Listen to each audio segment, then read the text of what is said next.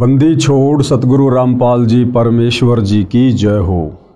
परमपिता परमात्मा सारी सृष्टि के रचनहार कुल मालिक असंख्य ब्रह्मांडों के स्वामी जगत गुरु तीनों लोकों में प्रवेश करके सबका धारण पोषण करने वाले राजाधीराज आत्माधार नाथों के नाथ देवों के देव महादेव सर्वेश्वर महेश्वर मृत्युंजय अजरो अमर आदि अनादि सनातनी प्रभु जगत पिता जगदीश्वर श्री श्री 1008 की उपाधि के वास्तविक अधिकारी अकाल मूरत शब्द स्वरूपी राम वासुदेव सर्वगतम ब्रह्म परम पूज्य प्रथम पूज्य परम संत परम पुरुष परम धनी परम दयालु सत्य कबीर हक्का कबीर अल्लाहु कबीर अल्लाहु अकबर बाखबर अल्लाह ताला जगत के तारणहार जगत के मुक्तिदाता जगत के जगन्नाथ हारे के सहारे हिंदुओं के राम मुसलमानों के अल्लाह सिखों के वाहिगुरु ईसाइयों के मसीह दया के सागर दयानिधि करुणा के सागर करुणानिधि स्वयंभू परिभू संकट मोचन कष्टहरण मंगल करण दुख भंजन अविगत कबीर निर्विकार निर्विषम परमात्मा अलय अलेख सतगुरु आदि अनादि सतगुरु असली मर्यादा पुरुषोत्तम असली राम असली कृष्ण असली घनश्याम असली मुरारी राजाओं के राजा महाराजाओं के महाराजा शहंशाहों के शहंशाह सम्राटों के सम्राट भगवानों के भगवान अल्लाहों के अल्लाह प्रभुओं के प्रभु मसीहाओं के मसीह सच्चे वाहिगुरु बाबाओं के बाबा पीरों के पीर सेठों के सेठ जगत सेठ सावड़सा सेठ सर्वगुण संपन्न अनंत कोटि कलाओं के स्वामी अनंत कोटि ब्रह्मांडों के नायक योगियों में महायोगी ध्यानियों में महाध्यानी सिद्धों में परम सिद्ध ज्ञानियों में तत्वज्ञानी ब्रह्म ज्ञानी महाज्ञानी परम ज्ञानी सर्वश्रेष्ठ ज्ञानी विज्ञानी युवा कबीर समर्थ कबीर असमवात अमित ओझा सच्चे रहनुमा करीम अल्लाह सुभान अल्लाह दुनिया के अंतिम पैगंबर 8 सितंबर 1951 से गांव धनाना जिला सोनीपत हरियाणा भारतवर्ष की पावन भूमि पे प्रकट रियल कल की भगवान श्री नारायण साकार हरि श्री बाबा साहेब नूर अनंत परमात्मा सच्चे दरवेश सच्चे बाखबर संत श्रोमणी सतगुरु रामपाल जी परमेश्वर जी के चरण कमल में साध संगति से जुड़े हुए देश विदेश से आप और हम सभी सत्सेवक भाई बहनों का अनंत कोटि दंडवत प्रणाम। भाई और बहनों, बहुत बड़ी दया बहुत बड़ी मेहर पूरे विश्व पर परम पूज्य परमेश्वर सतगुरु रामपाल जी की, जिनके कर कमल से लिखित पवित्र पुस्तक हिंदू साहिबान नहीं समझे गीता वेद पुराण, इस पुस्तक के ऊपर वीडियो बनाने की श्रृंखला जारी है। इसी श्रृंखला में आज हमारा ये दूसरे नंबर का वीडियो है और यह पवित्र पुस्तक हिंदू साहिबान नहीं समझे गीता वेद पुराण विशेषकर हिंदू समाज से जुड़े भाई बहनों के लिए वरदान सिद्ध होगी अध्यात्म को जानने और पहचानने के मार्ग में। कल के वीडियो में हमने बहुत सारी बातें जानी, विशेषकर सनातनी पूजा क्या होती है, सनातनी पूजा किसे कहते हैं और सनातनी पूजा सतयुग में कितने समय तक सही रूप से चली और उसके बाद कैसे धीरे धीरे विलुप्त होती चली गई।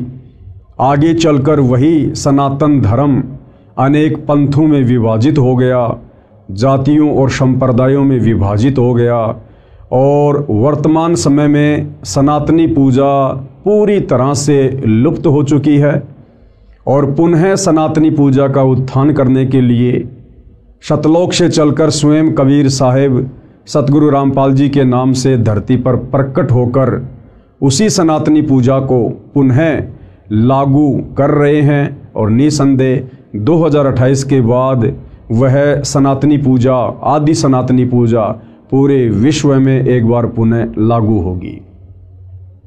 इसके साथ साथ पूज्य गुरुदेव ने हमें बताया कि चारों वेदों में और गीता जी में भक्ति मार्ग का मोक्ष मार्ग का कंप्लीट ज्ञान नहीं है। उसके लिए हमने सूक्ष्म वेद को आधार बनाना पड़ेगा। सूक्ष्म वेद यानी कबीर परमात्मा स्वयं पृथ्वी पर चलकर संत रूप में जब ज्ञान देते हैं उस ज्ञान को लिपिबद्ध कर लिया जाता है, जिसको कबीर वाणी के नाम से भी जाना जाता है। तो 650 साल पहले कबीर परमात्मा सतलोक से चलकर बनारस के काशी शहर में प्रकट हुए थे। 120 वर्ष तक उन्होंने हम आत्माओं को ज्ञान दिया, तत्व ज्ञान दिया। आगे चलकर एक अच्छी आत्मा आदरणीय धर्मदास जी के माध्यम से उस ज्ञान को कबीर सागर नामक पुस्तक में लिपिबद्ध कर लिया गया, जिसको 5वां वेद सूक्ष्म वेद कहते हैं। लेकिन आगे चलकर धीरे धीरे काल प्रेरणा से, काल के द्वारा भेजे गए संतों ने उस कबीर सागर के ज्ञान में भी मिलावट करनी शुरू कर दी, जिस कारण से कबीर परमेश्वर को पुनः आज से लगभग 300 वर्ष पहले गांव छुडानी, जिला झज्जर, हरियाणा में आदरणीय गरीबदास जी के रूप में प्रकट होना पड़ा। एक सांसारिक जीवन उन्होंने जिया। हालांकि परमात्मा कभी किसी माँ के गर्भ से जन्म लेकर नहीं आता है, लेकिन समर्थ उसको कहते हैं जो कुछ भी लीला कर सकता है। तो हम जीव आत्माओं की चरम दृष्टि को धोखा देते हुए कबीर परमेश्वर स्वयं गरीबदास जी के रूप में प्रकट हुए। उन्होंने एक मुँह बोली माँ बनाई, एक मुँह बोला पिता बनाया, और इस अध्यात्म को पुनः उन्होंने जीवित किया। और अंत में सतलोक जाने से पूर्व उन्होंने 24,000 वाणियों से युक्त एक नए सूक्ष्म वेद सदग्रंथ साहिब की रचना करवाई, जिस सूक्ष्म वेद को आधार बनाकर आज सतगुरु रामपाल जी हम आत्माओं को वह ज्ञान समझा रहे हैं। तो आज की वीडियो में भाई और बहनों हम शुरुआत करेंगे कि आदरणीय गरीबदास जी कौन थे और गरीबदास जी ने जो ज्ञान दिया है उस परमेश्वर के विषय में कि वो परमात्मा कौन है, कैसा है, कहाँ रहता है, कैसे मिलता है। तो इसका प्रमाण हमारे वेदों में, गीता जी में कहाँ कहाँ है। आज हम इन सभी बातों को ध्यानपूर्वक सुनेंगे। तो चलिए शुरू करते हैं गुरुदेव भगवान के आशीर्वाद से। संत गरीबदास जी को 10 वर्ष की आयु में परमात्मा सर्वोपरि लोक सनातन परम धाम यानी सतलोक से आकर गांव छुडानी, जिला झज्जर, हरियाणा में मिले थे। उनकी आत्मा को ऊपर ले गए जहां परमात्मा रहता है। जिस प्रकार कबीर जी 650 साल पहले बेई नदी पर सिख धर्म के प्रवर्तक आदरणीय नानक जी को मिले और नानक जी की आत्मा को शरीर से निकालकर सतलोक लेकर गए, सचखंड लेकर गए, उन्हें सब कुछ दिखाया, सृष्टि रचना से परिचित करवाया, ब्रह्मा विष्णु महेश के लोक दिखाए, 33 करोड़ देवी देवता दिखाए, पूरी सृष्टि का मैनेजमेंट किस प्रकार से चलता है, उन्हें हर प्रकार की बातों से परिचित करवाकर तीसरे दिन वापस उनके शरीर में बेई नदी के पास छोड़ा। ठीक इसी प्रकार वही कबीर परमात्मा अपना डबल रोल करते हुए आप और हम आत्माओं को अध्यात्म ज्ञान समझाते हुए पहले तो गरीबदास जी के रूप में धरती पर शिशु रूप में प्रकट हो जाते हैं, और जब गरीबदास जी के रूप में कबीर परमात्मा 10 वर्ष के होते हैं उसके बाद अपने दूसरे रूप में जिंदा बाबा वाले रूप में गरीबदास जी को मिलते हैं और सांसारिक लोक दिखावे में गरीबदास जी की आत्मा को निकाल कर सतलोक लेकर जाते हैं। और नानक जी की तरह उन्हें भी हर प्रकार की बातों से, सृष्टि रचना से, देवी देवताओं की स्तुति से, सर्व ब्रह्मांडों से धर्मराज के दरबार में ले जाकर सब कुछ दिखाकर कंप्लीट अध्यात्म ज्ञान उन्हें देते हैं, उनका ज्ञान योग खोलते हैं और वापस गरीबदास जी को उसी शरीर में छोड़ देते हैं। उसके बाद गरीबदास जी ने 24,000 वाणियों युक्त सदग्रंथ साहिब की रचना की। उनकी आत्मा को ऊपर ले गए जहां परमात्मा रहता है। अब वो परमात्मा कहाँ रहता है, कौन है वो परमात्मा, कैसा है वो परमात्मा, इसका जिक्र, इसका वर्णन वेदों में कहाँ कहाँ है। प्रमाण ऋग्वेद मंडल 9 सूक्त 54 मंत्र 3 में कहा है कि परमेश्वर सबसे ऊपर के लोक में विराजमान है। परमेश्वर यानी परम अक्षर ब्रह्म, सत्य पुरुष, कबीर देव सबसे ऊपर के लोक में विराजमान है। अब भाई और बहनों, हिंदू समाज के जो श्रद्धालु धर्मगुरु श्री रामचंद्र जी को भगवान कहते हैं, परमात्मा कहते हैं, श्री कृष्ण जी को भगवान कहते हैं, परमात्मा कहते हैं। अब जिस समय ये वेद लिखे गए थे उस समय तक तो भाई और बहनों श्री राम और श्री कृष्ण जी का जन्म भी नहीं हुआ था। तो ये कहाँ से पूर्ण परमात्मा हो सकते हैं, समर्थ भगवान हो सकते हैं, क्योंकि वेद सतयुग में मनु को मिले थे, मनु ने फिर आगे ऋषियों को दिया, फिर आगे आम समाज में ये ज्ञान उतारा गया। तो वेदों का ज्ञान ब्रह्मा जी के द्वारा अपने वंशजों को सतयुग में दिया गया था, जबकि श्री रामचंद्र जी का जन्म तो त्रेता युग में यानी सतयुग के लाखों वर्ष बाद हुआ था, और श्री कृष्ण जी का जन्म तो अभी ज़्यादा समय नहीं बीता है, लगभग 5,500 वर्ष पहले यानी द्वापर के अंत में श्री कृष्ण जी का जन्म हुआ था। तो वेदों में जिस पूर्ण ब्रह्म परमात्मा का जिक्र है वो परमात्मा कौन है? वो है असल में आदि राम, सबसे पहले वाला राम। वो है वास्तव में परमात्मा, परम अक्षर ब्रह्म। ऋग्वेद मंडल 9 सूक्त 54 मंत्र 3 में कहा है कि परमेश्वर सबसे ऊपर के लोक में विराजमान है। प्रमाण के लिए देखें ये फोटोकॉपी इस मंत्र की, जिसका अनुवाद आर्य समाज के अनुवादकों ने किया है। इसके प्रकाशक तिलकराज आर्य, अध्यक्ष आर्य प्रकाशन 814, कुंडेवालान अजमेरी गेट दिल्ली है, तथा मुद्रक अजय प्रिंटर्स शाहदरा दिल्ली है। और इसमें क्या कुछ लिखा गया है पूर्ण ब्रह्म परमात्मा परम अक्षर ब्रह्म की स्थिति के विषय में हम देखते हैं। प्रमाण ऋग्वेद मंडल नंबर 9 सूक्त 54 मंत्र 3। ये मंत्र आपके सामने है, आप इसको देख सकते हैं, पढ़ सकते हैं। इसका वास्तविक अनुवाद सतगुरु रामपाल जी ने किया है, जो इस प्रकार से है। विवेचन में हम पढ़ते हैं परमेश्वर ने क्या लिखा है, किस प्रकार समझाया है। विवेचन ऋग्वेद मंडल 9 सूक्त 54 मंत्र 3 की फोटोकॉपी में आप देखें। इसका अनुवाद आर्य समाज के विद्वानों ने किया है। यानी समाज को ये भ्रमणा ना हो कि भाई कहीं संत रामपाल जी ने अपनी तरफ से तो वेदों के इन मंत्रों का अनुवाद नहीं कर दिया गया है। इसलिए आप भाई बहनों की संतुष्टि के लिए, आपके विश्वास के लिए आर्य समाज के जिन विद्वानों को आप जी संस्कृत के प्रकांड ज्ञाता मानते हैं, वेदों के मर्मज्ञ मानते हैं, उन्हीं के द्वारा अनुवादित वेदों की फोटोकॉपी आपको दिखाई गई है, ताकि आपको कोई शंका ना रहे है कि परमेश्वर के विषय में उन विद्वानों ने क्या कुछ लिखा है। उनके अनुवाद में भी स्पष्ट है कि वह परमात्मा भुवनोपरि यानी संपूर्ण ब्रह्मांडों के ऊर्ध्व यानी ऊपर वाले अर्थात ऊपर तिष्ठति यानी विराजमान है, ऊपर बैठा है, कि वो सबका परमात्मा जो तीनों लोकों में प्रवेश करके सबका धारण पोषण करता है, परम अक्षर ब्रह्म, वो तीनों लोकों से ऊपर यानी वो सतलोक में विराजमान है, सनातन परम धाम में विराजमान है वो परमात्मा। इसका यथार्थ अनुवाद इस प्रकार है। अयम यानी यह, सोम यानी देव, चंद्रमा जैसा शीतल अमर परमेश्वर, सूर्य है, सूर्य के नए यानी समान, विश्वानी यानी सर्व को यानी सभी को, पुनान यानी पवित्र करता हुआ, भुवनोपरि अर्थात सर्व ब्रह्मांडों के ऊर्ध्व अर्थात ऊपर, तिष्ठति यानी बैठा है। अब भावार्थ में हम इसको अच्छे से समझेंगे। भावार्थ में पूज्य गुरुदेव भगवान ने हमें किस प्रकार से समझाया है। भावार्थ, जैसे सूर्य ऊपर है, क्या कह रहे हैं गुरुदेव भगवान, जैसे सूर्य ऊपर है और अपना प्रकाश तथा उष्णता से सर्व को लाभ दे रहा है।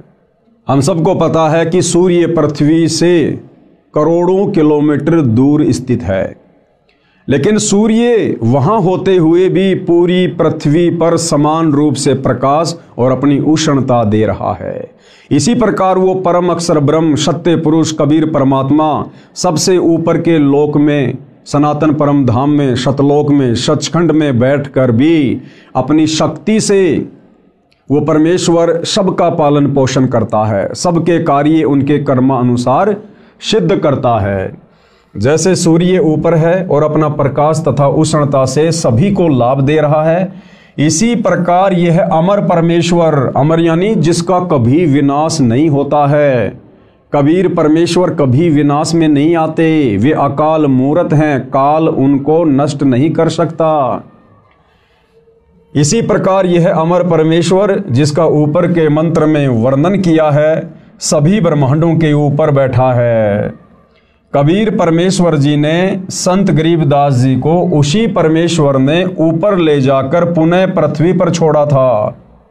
उनको मरा हुआ जानकर अंतिम संस्कार के लिए चिता पर रख दिया गया था। ये गरीबदास जी के विषय में एक लंबी कहानी है कि किस प्रकार से गरीबदास जी को मरा हुआ जानकर जब उनकी आत्मा को शरीर से निकालकर जिंदा बाबा के रूप में कबीर परमात्मा सतलोक लेकर गए थे, तो पीछे से गांव वालों ने सोचा कि गरीबदास जी मर चुका है और उनको मरा हुआ जानकर उनके शरीर को चिता पर लेटा दिया था। उसी समय सतलोक में बैठे परमात्मा ने कहा कि गरीबदास देख, तेरे शरीर को मरा हुआ जानकर तुझे जलाने जा रहे हैं बेटा, वो तेरे शरीर को नष्ट कर देंगे, अब तू तुरंत नीचे जा। और कबीर परमात्मा ने सेकंडों में सतलोक से, जिस सतलोक की दूरी पाताल लोक से 16 शंख कोश है, एक सेकंड के अंदर कबीर परमेश्वर ने अपनी शक्ति से गरीबदास जी के शरीर में वापस आत्मा प्रवेश करवा दी। उनको मृतक जानकर अंतिम संस्कार के लिए चिता पर रख दिया था। अचानक जीवित हो गया। फिर 51 वर्ष जीवित रहे, कुल 61 वर्ष जीवित रहे। उनको परमात्मा ने संपूर्ण अध्यात्म ज्ञान यानी तत्व ज्ञान यानी सूक्ष्म वेद यानी 5वां वेद, जो ज्ञान देने के लिए परमात्मा सतलोक से आते हैं, जो मुक्ति का ज्ञान चारों वेदों में नहीं है, गीता जी में नहीं है, वो 5वां वेद सूक्ष्म वेद जिसको तत्व ज्ञान कहते हैं, वो सारा का सारा ज्ञान परमात्मा ने आदरणीय गरीबदास जी के हृदय में प्रवेश कर दिया था और उनका ज्ञान योग खोल दिया था। उनका ज्ञान योग खोल दिया। उसके पश्चात संत गरीबदास जी ने बताया कि कुल का मालिक एक है। भाइयों और बहनों, जिस प्रकार से परमात्मा ने वेद व्यास जी का ज्ञान योग खोल दिया था और वेद व्यास जी ने पहले के युगों में घटित घटनाओं का चित्रण ज्यों का त्यों 18 पुराणों में, गीता जी में, वेदों में और बहुत सारे ग्रंथ लिखकर उन्होंने किया, इसी प्रकार पूर्ण ब्रह्म परमात्मा अक्षर पुरुष कबीर देव ने आदरणीय गरीबदास जी का भी ज्ञान योग खोल दिया था। और आदरणीय गरीबदास जी आज से पहले का और आगे होने वाली घटनाओं का सब कुछ वो जान सकते थे और देख सकते थे। संत गरीबदास जी ने बताया कि कुल का मालिक एक है, क्योंकि गरीबदास जी भाइयों और बहनों कबीर परमात्मा के साथ जाकर पूरी सृष्टि के ज्ञान से परिचित हो चुके थे। सतलोक जाने के बाद परमात्मा ने उनको नीचे ब्रह्मा जी का लोक दिखाया, विष्णु जी का लोक दिखाया, क्योंकि सतलोक जाने के बाद आत्मा की हृदय वाली आंखें खुल जाती है, दिव्य दृष्टि खुल जाती है। सतलोक में बैठे बैठे ये जीव यहाँ का सब कुछ बिल्कुल स्पष्ट रूप से देख सकते हैं, जिस प्रकार हम दूरबीन से बहुत दूर की वस्तु भी साफ साफ देख सकते हैं। तो सतलोक में बैठे बैठे गरीबदास जी ने नीचे के सारे ब्रह्मांडों को देखा, ब्रह्मा विष्णु महेश के लोक को देखा, दुर्गा के लोक के देखा, काल का 21वां ब्रह्मांड देखा जहाँ पर वो बैठा हुआ रहता है और जीव आत्माओं को तपस्या पर भून भून के खाता है। ये सारा ज्ञान आदरणीय गरीबदास जी को कबीर परमेश्वर ने दिया। उस आधार से गरीबदास जी कह रहे हैं। उसके पश्चात संत गरीबदास जी ने बताया कि कुल का मालिक एक है, यानी सबसे सर्वोपरि परमात्मा एक ही है, सबसे सर्वशक्तिमान परमात्मा एक ही है, पूरी सृष्टि का धारण पोषण करने वाला, सभी जीवात्माओं को अपनी शक्ति से चलाने वाला, सारे ब्रह्मांडों का संचालन करने वाला वो परमात्मा केवल एक ही है, कबीर परमात्मा, परम अक्षर ब्रह्म, सत्य पुरुष। वह परम अक्षर ब्रह्म यानी सत्य पुरुष है। विश्व के सब प्राणी उसी के बच्चे हैं, यानी ब्रह्मा विष्णु महेश, 33 करोड़ देवी देवता, दुर्गा, काल, महाकाल, जितने भी जीव हैं, प्राणी हैं इस सृष्टि में, हम सब उस कबीर परमेश्वर की वचन शक्ति से उत्पन्न उनके बच्चे हैं, हम उनकी संतान हैं। और असल में परमात्मा कहलाने के लायक केवल वे अकेले ही हैं। विश्व के सब प्राणी उसी के बच्चे हैं। वर्तमान के धर्म गुरुओं ने धर्म की दीवारें भ्रम के कारण खड़ी कर दी हैं। वर्तमान के धर्म गुरुओं ने धर्म की दीवारें नादानी में, तत्व ज्ञान के अभाव में, सच्चे सतगुरु की शरण के अभाव में खड़ी कर दी हैं। क्योंकि हमारे धर्म गुरुओं को, वो चाहे आदि शंकराचार्य जी रहे हों, चाहे वर्तमान के चारों शंकराचार्य हों, चाहे इनसे पहले वाले शंकराचार्य हों, या अन्य जितने भी संत महात्मा मंडलेश्वर हैं, इन्होंने संस्कृत का ज्ञान तो ग्रहण कर लिया, लेकिन एक संस्कृत भाषा को पढ़ने से, लिखने से, उसका ज्ञान हो जाने से वेदों का ज्ञान समझ में आ जाएगा, वो संकेत समझ में आ जाएंगे, ये जरूरी नहीं होता है। तो हमारे आचार्यों को, शंकराचार्यों को, धर्म गुरुओं को, इनको संस्कृत भाषा का तो ज्ञान था, लेकिन संस्कृत भाषा में वेदों के श्लोक हमें भक्ति मार्ग के विषय में क्या समझाना चाहते हैं, ये हमारे धर्मगुरु नहीं समझ पाए। और जितना उन्होंने समझा अपनी बुद्धि अनुसार, उस प्रकार से उल्टा सीधा ज्ञान उन्होंने समाज में पेश कर दिया, जिस कारण से सनातन धर्म के टुकड़े होते चले गए।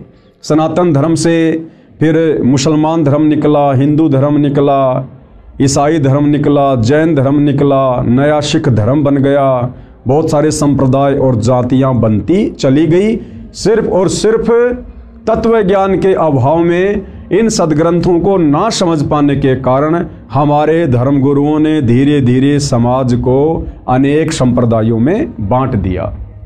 अन्यथा आदरणीय गरीबदास जी कह रहे हैं, गरीब वही मोहम्मद, वही महादेव, वही आदम, वही ब्रह्मा, गरीबदास दूसरा कोई नहीं, देख आपने घर मां। क्या कह रहे हैं गरीबदास जी? हम सभी आत्माओं को समझाते हुए, जो आपस में धर्मों में बढ़ चुके हैं, कोई हिंदू बन गया, कोई मुसलमान बन गया, कोई सिख बन गया, कोई ईसाई बन गया, तो जब गरीबदास जी परमपिता परमात्मा कबीर जी के साथ सतलोक गए थे और उन्होंने जब सब कुछ देखा, उसके बाद गरीबदास जी ने वापस आकर अपनी अमृतवाणी में कहा है कि भाई और बहनों, ना तो मुसलमान अलग है, ना मुसलमान धर्म के प्रवर्तक अलग हैं, ना हिंदू धर्म अलग हैं, ना हिंदू धर्म के देवी देवता अलग हैं। और क्या कहा? गरीब वही मोहम्मद और वही महादेव। गरीबदास जी कह रहे हैं कि मुसलमान धर्म के प्रवर्तक हजरत मोहम्मद, ये कौन थे, ये कहाँ से आए थे? कह रहे हैं कि ये शंकर जी के गण थे। हजरत मोहम्मद वाली आत्मा, ये महादेव यानी शंकर जी के लोक से आए थे, और वही आदम, वही ब्रह्मा। और मुसलमान धर्म जिसे इंसानों का बाप कहते हैं, बाबा आदम, गरीबदास जी कह रहे हैं कि वो बाबा आदम, वो ब्रह्मा जी के लोक से आए थे। वो ब्रह्मा जी के लोक में वो एक गण थे और ब्रह्मा जी ने उनको नीचे भेजा था। यानी कोई हिंदू मुसलमान अलग अलग नहीं है। ये तो हमारे धर्म गुरुओं की नादानी के कारण है, मुसलमान धर्म गुरुओं की नादानी के कारण है, हिंदू धर्म गुरुओं की नादानी के कारण है, जो इन शास्त्रों को ठीक से समझ नहीं पाए और सच्चा ज्ञान समाज में पेश नहीं कर पाए। फिर हम लोगों ने अपने आप को भिन्न भिन्न समझ लिया। तो गरीबदास जी कह रहे हैं कि मोहम्मद कहो चाहे महादेव कहो, एक ही बात है। यानी महादेव के लोक से हजरत मोहम्मद जी आए थे, और आदम कहो चाहे ब्रह्मा जी कहो, एक ही बात है। क्यों? क्योंकि ब्रह्मा जी के लोक से बाबा आदम की आत्मा आई थी। और कह रहे हैं गरीबदास दूसरा कोई नहीं, देख अपने घर मां। गरीबदास जी कह रहे हैं कि जो शत भक्ति मुझे कबीर परमात्मा ने प्रदान की, तुम भी वही भक्ति करो सच्चे सतगुरु से लेकर। और जब तुम शत भक्ति करोगे मर्यादा में रह के, परमात्मा तुम्हारी दिव्य दृष्टि खोलेगा और तुम्हें फिर दूध का दूध और पानी का पानी हो जाएगा। जब हम इस शरीर से भक्ति करना शुरू करेंगे, परमात्मा इसी शरीर में दिखा देंगे ऊपर के लोकों की सारी रचना संरचना, वहाँ की व्यवस्था। हमें वास्तविक उस आदि सनातन पंथ का पुनः ज्ञान होगा। अर्थात संत गरीबदास जी ने कहा है कि हजरत मोहम्मद जी शिव लोक से आई आत्मा थे, इसलिए मुसलमान धर्म का प्रवर्तक भी परमात्मा शिव की खास आत्मा है।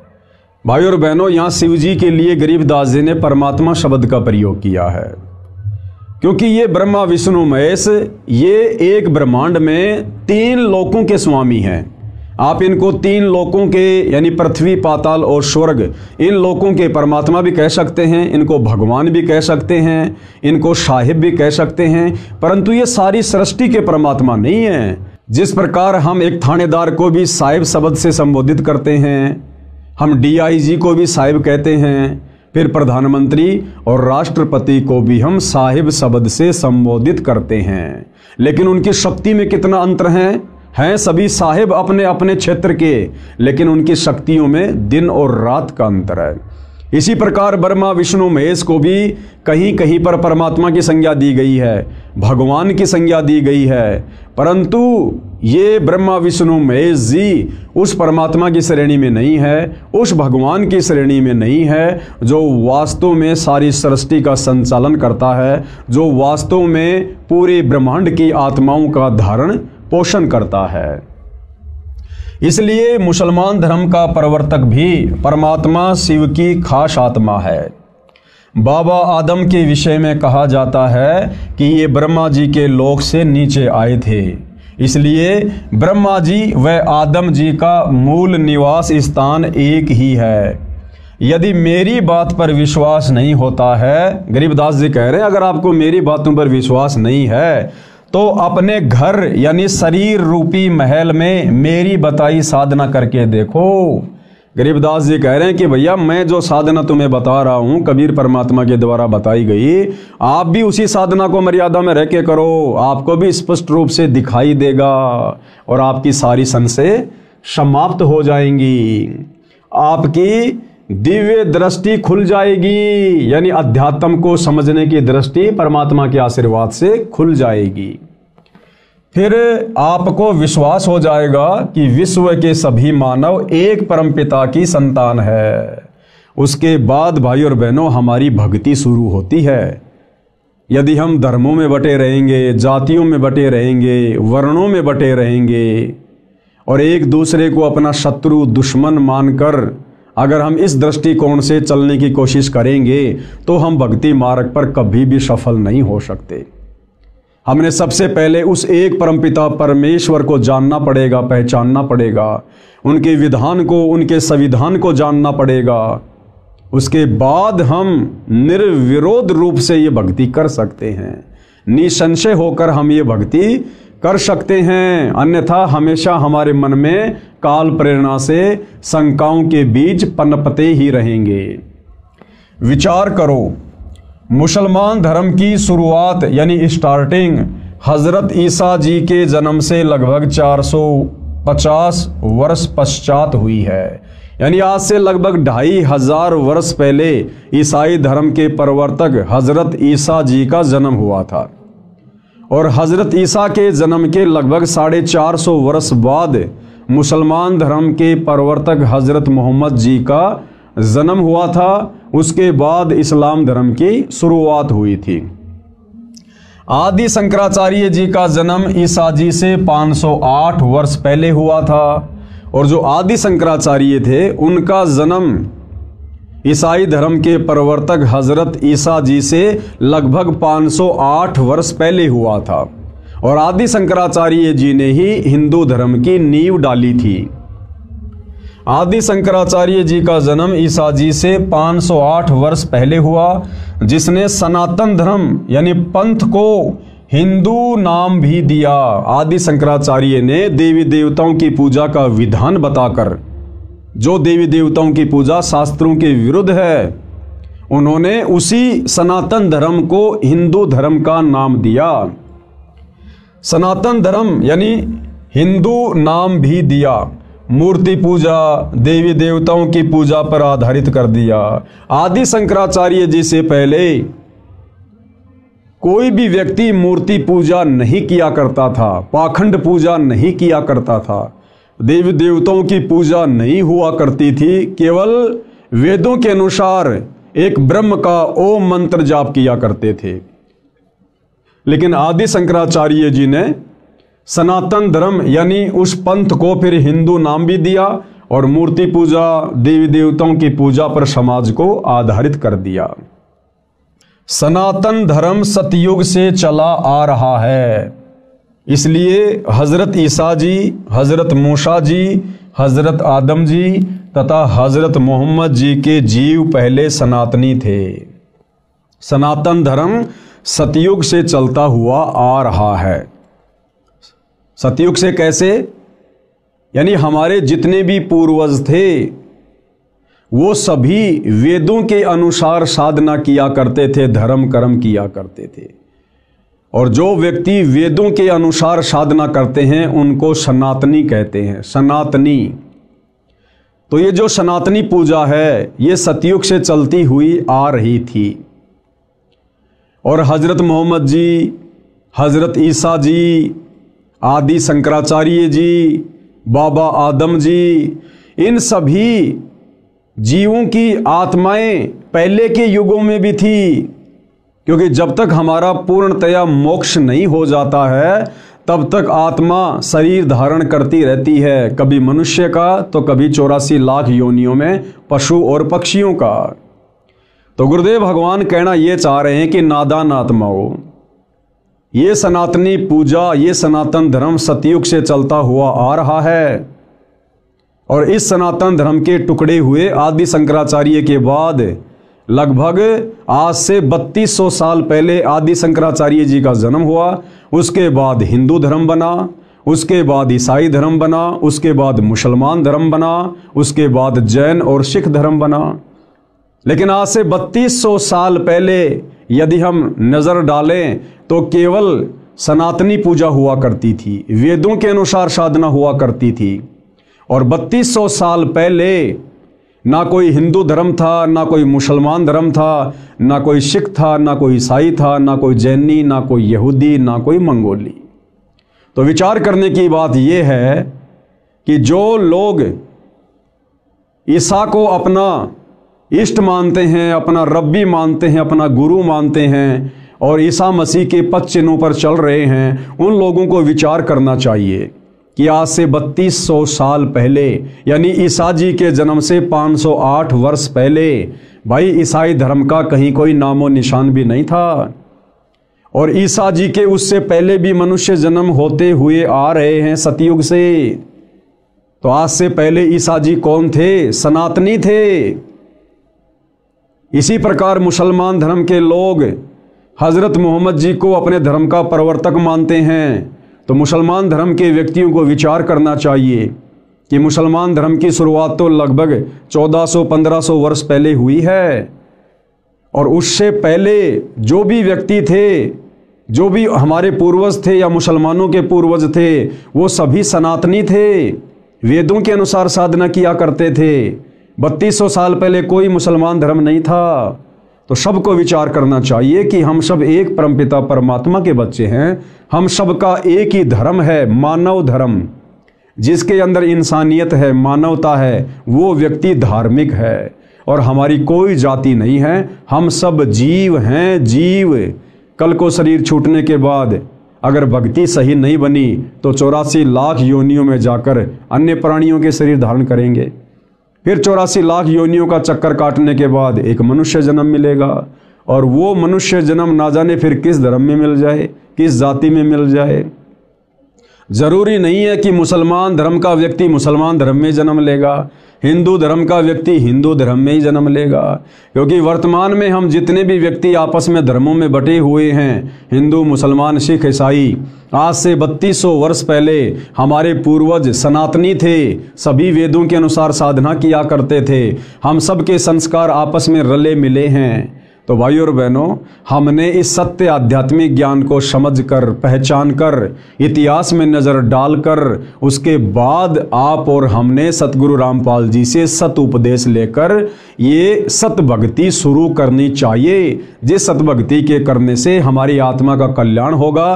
फिर हमने ना कभी हिंदू बनना, ना मुसलमान बनना, ना सिख बनना, ना ईसाई बनना, ना इस गंदे लोक में जन्म मरण के चक्कर में पड़े रहना, ना हमने गधे कुत्ते सूअर की योनियों में जाना, ना हमने नरक भोगना।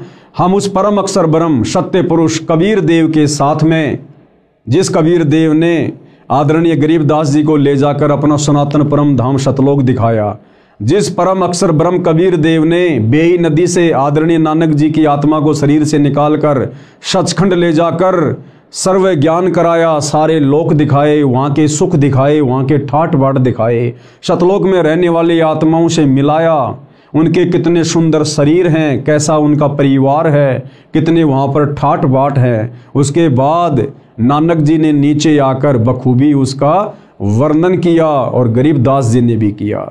तो इस प्रकार से भाइयों और बहनों, वर्तमान में हमने पुनः सनातन की ओर चलना होगा, हमने उसी सनातनी पूजा को अपनाना होगा और तभी आप और हमारा मोक्ष संभव है। अन्यथा खाली जुबान से सनातन की बात करने वाले वर्तमान के साधु संत महात्मा, इनको भाई और बहनों सनातन के सह का भी ज्ञान नहीं है। तो क्या कह रहे हैं गुरुदेव भगवान? इसलिए विश्व के सब प्राणी एक परमात्मा के बच्चे हैं, कबीर परमात्मा के बच्चे हैं, उस परम अक्षर ब्रह्म के बच्चे हैं, सत्य पुरुष के बच्चे हैं। हम जितनी भी आत्माएं हैं, ब्रह्मा विष्णु महेश से लेकर गधे कुत्ते सूअर हम इंसान, हम सब उसी एक परमपिता परमेश्वर के बच्चे हैं। आगे पूज्य गुरुदेव भगवान क्या कह रहे हैं अपने विषय में जानकारी देते हुए? मेरा यानी रामपाल दास का विचार यह है कि जीव हमारी जाति है, मानव धर्म हमारा, हिंदू मुस्लिम सिख ईसाई धर्म नहीं कोई न्यारा। गुरुदेव भगवान क्या कह रहे हैं कि जीव हमारी जाति हैं, कि भाई हम सब जीव हैं। आज भले कोई प्रधानमंत्री बना है, कोई राष्ट्रपति बन के बैठा है, या ऊपर के लोकों में देवी देवता बन के बैठे हैं, ब्रह्मा विष्णु महेश की पोस्ट पर बैठे हैं, हम सब जीव हैं। जब कल को ब्रह्मा विष्णु महेश का समय पूरा होगा, जब उनकी वो गद्दी छीन ली जाएगी काल के द्वारा, फिर उनको नीचे के लोकों में पटका जाएगा, वो भी आप और हमारी तरह साधारण से मनुष्य का जीवन जिएंगे। और यदि उस मनुष्य जीवन में उनको सच्चा सतगुरु नहीं मिला, तो फिर से उन्हीं ब्रह्मा विष्णु महेश जी की आत्माओं को 84 लाख योनियों में गधे कुत्ते के शरीरों में कष्ट भोगना पड़ेगा। तो कहने का मतलब है हम सब जीव हैं, जीव। परमात्मा केवल एक ही है सृष्टि में, कबीर देव परम अक्षर ब्रह्म। तो परम पूज्य गुरुदेव सतगुरु रामपाल जी का यह नारा है कि जीव हमारी जाति है, यानी हमने इस प्रकार से अपने अभिमान अहंकार को त्याग देना चाहिए कि भाई हमारी कोई औकात नहीं है। आज यहाँ भले कोई 5 साल के लिए 10 साल के लिए प्रधानमंत्री बन के बैठा है, उसकी तूती बोल रही है, उसकी महिमा बोल रही है, उसके हाथों में सारी पावर है, शक्ति है, लेकिन कब तक? जिस दिन उसको प्रधानमंत्री के पद से हटा दिया जाएगा, वो शक्ति उसके हाथों में नहीं रहेगी। और जिस दिन उसका शरीर छूट जाएगा, उसकी मृत्यु हो जाएगी, फिर यम के दूत उसकी गर्दन पकड़ कर लेके जाएंगे, यदि उस प्रधानमंत्री ने सच्चा सतगुरु बनाकर सत भक्ति नहीं की तो। और फिर वो जीव संज्ञा में आ जाएगा, फिर उसको नरक भी भोगना पड़ेगा, उसको 84 लाख योनियों में पशु पक्षियों के जन्म भी भोगने पड़ेंगे। इसलिए गुरुदेव कहते हैं कि जीव ने कभी भी अभिमान नहीं करना चाहिए। जीव हमारी जाति है और मानव धर्म हमारा, और जिसके अंदर नेक नीति है, मानवता है, इंसानियत है, दया धर्म है, कहते हैं यही सबसे बड़ा धर्म है। ये हिंदू मुस्लिम सिख ईसाई ये कोई धर्म नहीं है, ये तो हमारे धार्मिक गुरुओं की नादानी के कारण आपस में समाज बटा हुआ है और हमने एक दूसरे को अपना शत्रु मान लिया है। हिंदू मुस्लिम सिख ईसाई धर्म नहीं कोई न्यारा। अध्यात्म ज्ञान विज्ञान से सिद्ध करता हूं कि विश्व के प्राणी एक परमात्मा के बच्चे हैं, जो उस अपने पिता के पास जाने के लिए इच्छुक हैं। देखो भाई और बहनों, चाहे सतयुग में कोई भक्ति कर रहा था, तप कर रहा था, साधना कर रहा था, चाहे त्रेता में, चाहे द्वापर में, चाहे कलयुग के वर्तमान समय में, हर प्राणी इसी चाहत में भक्ति करता है कि मेरे को सदा के लिए सुख हो जाए। भाई और बहनों, हम देखते हैं बहुत सारी सीरियल में, बहुत सारी धार्मिक पुस्तकों में कि भाई हिरण्यकश्यप ने ब्रह्मा जी की साधना की, भस्मासुर ने शंकर जी की साधना की, विश्वामित्र जी ने साधना की, अन्य बड़े बड़े तपस्वियों ने साधना की, और उन्होंने ब्रह्मा जी को प्रसन्न किया, किसी ने विष्णु जी को, किसी ने शंकर जी को, किसी ने माता जी को। और जब वो देव उनके सामने उपस्थित होते थे, प्रकट होते थे उनकी साधना के प्रतिफल में विवश होकर उनको वरदान देने के लिए, तो भाई और बहनों आप ध्यान दीजिएगा, जब वो कहते थे कि मांगो वत्स तुम्हें क्या चाहिए, तुम्हारी साधना से मैं अति प्रसन्न हूँ, तो सबसे पहले वो यही मांगा करते थे कि हे भगवान मुझे वरदान दीजिए कि मैं अमर हो जाऊं, मैं किसी के भी मरने में ना आऊं, मुझे मारने में कोई भी सक्षम ना हो, मुझे फला फला राज्य अखंड प्राप्त हो जाए। तो वो ब्रह्मा विष्णु महेश यही कहा करते थे कि भाई ये हम नहीं कर सकते। इस सृष्टि में ना कोई अमर है, ना कोई अमर था, ना कोई अमर रहेगा। कौन सी सृष्टि में? काल के 21 ब्रह्मांड वाली सृष्टि में। फिर वो दूसरा वरदान मांगा करते थे कि ठीक है, मैं दिन में मरूं ना रात में मरूं, सुबह मरूं ना शाम में मरूं। इस प्रकार अपनी कल्पनाओं के आधार से वरदान वगैरह मांग लिया करते थे। और हम सबको पता है भाई और बहनों, अंत में उस हिरण्यकश्यप का अंत भगवान ने नरसिंह रूप धारण करके किया।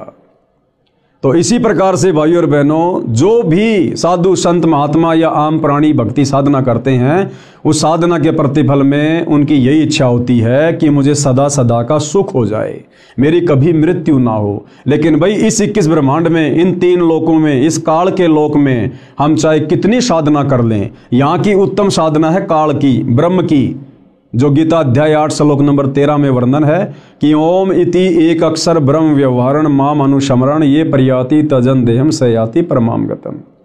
गीता का ज्ञान देने वाला भगवान ये ब्रह्म कह रहा है कि भाई मैं तो ब्रह्म लोक में रहता हूँ, और मेरी साधना करने वाला ओम नाम के साथ में वो ब्रह्म लोक में आ जाता है।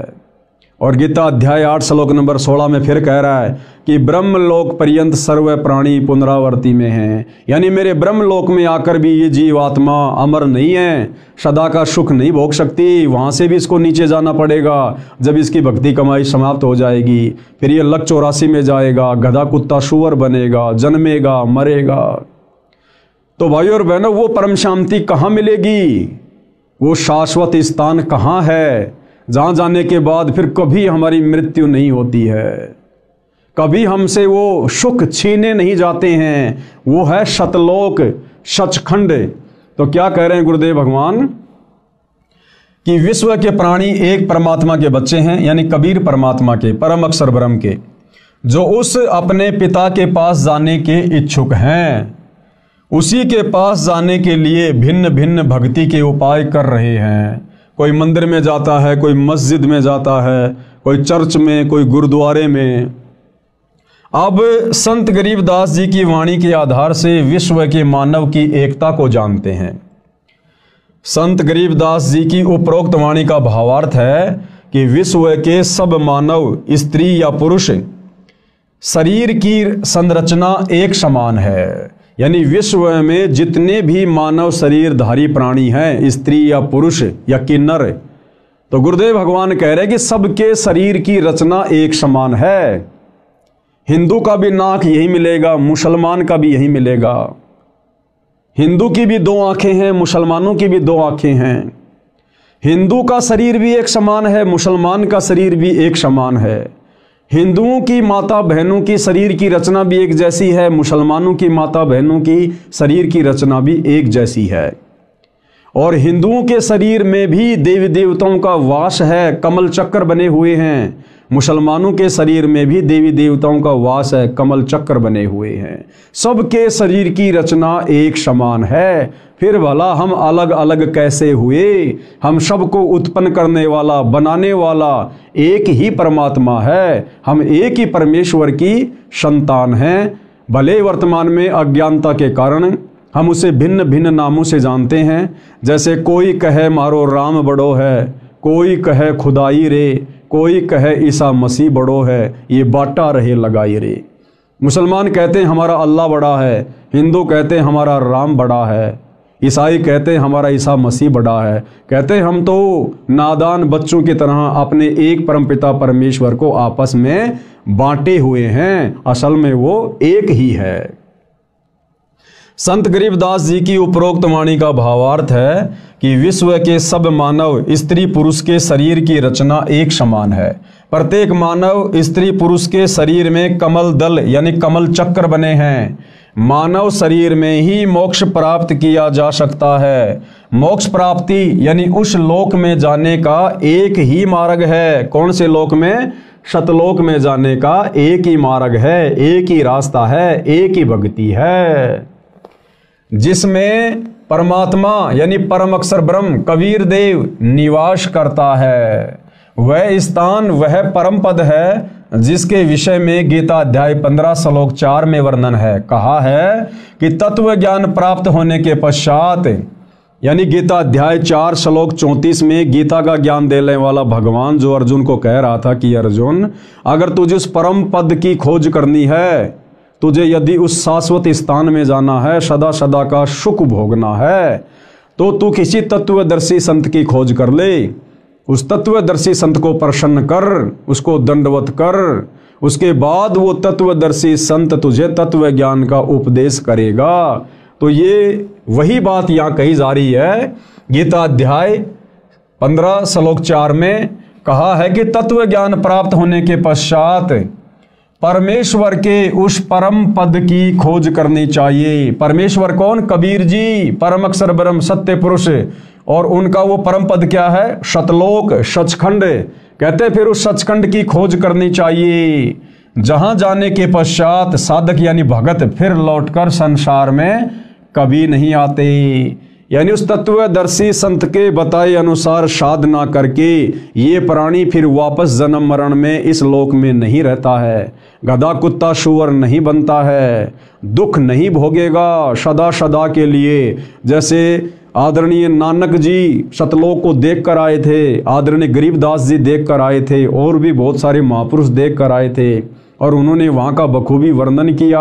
कहते हैं फिर ये साधक उस तत्वदर्शी संत की शरण में जाकर उसके बताए अनुसार साधना करके उस परमपिता परमेश्वर कबीर साहिब के परम पद को प्राप्त हो जाता है, जहाँ जाने के बाद प्राणी वापस लौटकर इस गंदे संसार में नहीं आता है। जहाँ जाने के पश्चात साधक यानी भगत फिर लौटकर संसार में कभी नहीं आते। जिस परमेश्वर से संसार रूप वृक्ष की प्रवृत्ति विस्तार को प्राप्त हुई है, यानी जिसने सृष्टि की उत्पत्ति की है, जो सबका धारण पोषण करने वाला है, उसकी भक्ति करो। जो ब्रह्मा विष्णु महेश का भी धारण पोषण करता है, 33 करोड़ देवी देवताओं का भी धारण पोषण करता है, सृष्टि के प्रत्येक प्राणी का धारण पोषण करता है। कहते हैं तत्वदर्शी संत को गुरु धारण करके उस परमेश्वर की भक्ति करो। तो भाइयों और बहनों, वो परमात्मा परम अक्षर ब्रह्म सत्य पुरुष कबीर देव स्वयं ही अपना ज्ञान बताने के लिए तत्वदर्शी संत की भूमिका करने के लिए पृथ्वी पर एक मनुष्य के रूप में प्रकट होता है, एक संत रूप में, सतगुरु रूप में। और निसंदेह वर्तमान में सतगुरु रामपाल जी पूरी पृथ्वी पर एकमात्र तत्वदर्शी संत हैं। तो सतगुरु रामपाल जी क्या परम शक्ति है, आप भली बात ही समझ सकते हैं। और वर्तमान में पूर्ण तत्वदर्शी संत सतगुरु रामपाल जी से उपदेश लेकर ही हम उस परम पद को, सतलोक को प्राप्त कर सकते हैं। दूसरा कोई साधन, कोई विकल्प कहीं भी आपको देखने और सुनने को नहीं मिलेगा। अब आगे गुरुदेव भगवान क्या कह रहे हैं। प्रमाण के लिए पेश है फोटोकॉपी गीता अध्याय 15 श्लोक 4 की, जिसके अनुवादक श्री जय दयाल गोविंदका जी हैं, प्रकाशक व मुद्रक गीता प्रेस गोरखपुर है।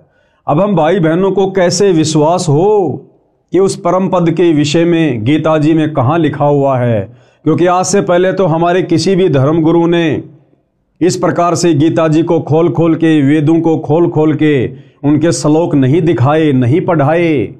और आज से पहले हमारे पूर्वज अनपढ़ थे, उनको अक्षर ज्ञान नहीं था, उनको पढ़ने लिखने का भी अधिकार नहीं था। और जितने भी हमारे सदग्रंथ थे ये सारे के सारे संस्कृत भाषा में थे, जिस कारण से हमारे पूर्वज इनको समझ भी नहीं सकते थे।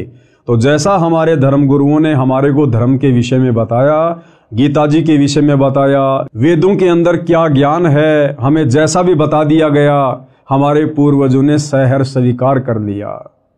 लेकिन भाई और बहनों, आज सतगुरु रामपाल जी उंगली रख रख कर हमें इन समस्त धार्मिक ग्रंथों की गूढ़ सच्चाई से परिचित करवा रहे हैं। तो वर्तमान में धोखे की किसी प्रकार की कोई शंका नहीं होनी चाहिए।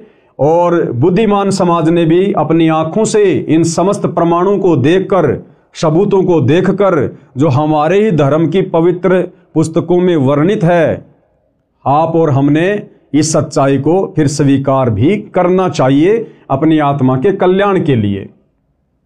तो गीता अध्याय 15 श्लोक 4 हमें क्या ज्ञान दे रहा है, ये गीता प्रेस गोरखपुर से प्रकाशित है और इसके अनुवादक जयदयाल गोविंदका जी हैं।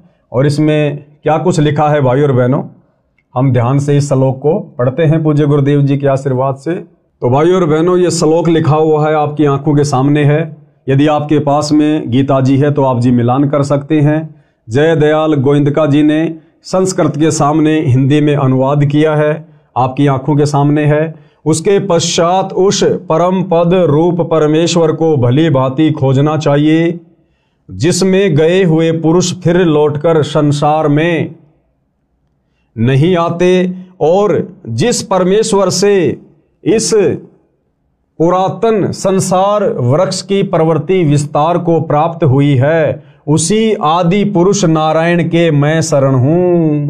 देखो भाई और बहनों, गीता जी का ज्ञान देने वाला भगवान, जिसको पूरा हिंदू समाज भगवान मान चुका था, परमात्मा मान चुका था, गीता का ज्ञान देने वाला भगवान अर्जुन से खुद कह रहा कि अर्जुन मैं भी उसी की शरण में हूं। यानी हम भाई बहन तो अनजाने में गीता का ज्ञान देने वाले भगवान की शरण को उत्तम शरण मान कर बैठे हुए थे, लेकिन गीता जी का ज्ञान देने वाला भगवान तो कह रहा कि अर्जुन, जिस परमपिता परमेश्वर ने इस संसार रूपी वृक्ष की प्रवृत्ति को पैदा किया है, बनाया है सृष्टि को, कहते मैं भी उसी आदि नारायण की शरण में हूं। आदि नारायण यानी सबसे पहले वाला परमात्मा, जिसने सृष्टि बनाई, जिससे पहले कुछ भी नहीं था। कहते उसी आदि पुरुष नारायण के मैं शरण हूं। इस प्रकार दृढ़ निश्चय करके उस परमेश्वर का मनन और नित्य ध्यान करना चाहिए। यानी गीता का ज्ञान देने वाला भगवान भी उसी परमपिता परमात्मा अक्षर पुरुष सत्य पुरुष कबीर देव की भक्ति करने की सलाह दे रहा है। अब आगे क्या कुछ लिखा हुआ है भाई और बहनों, पढ़ते हैं पूज्य गुरुदेव जी के आशीर्वाद से। शरीर में बने कमलों की जानकारी, यानी शरीर चाहे हिंदू का हो, चाहे मुसलमान का, सिख का, चाहे ईसाई का, सबके शरीर की रचना एक समान है, क्योंकि हम सब एक ही परमपिता परमेश्वर के बच्चे हैं। और हमारे शरीर में कमल दल, कमल चक्कर कहाँ कहाँ हैं, किन किन देवताओं का उनमें वास है, पूज्य गुरुदेव भगवान के आशीर्वाद से हम जानकारी प्राप्त करते हैं।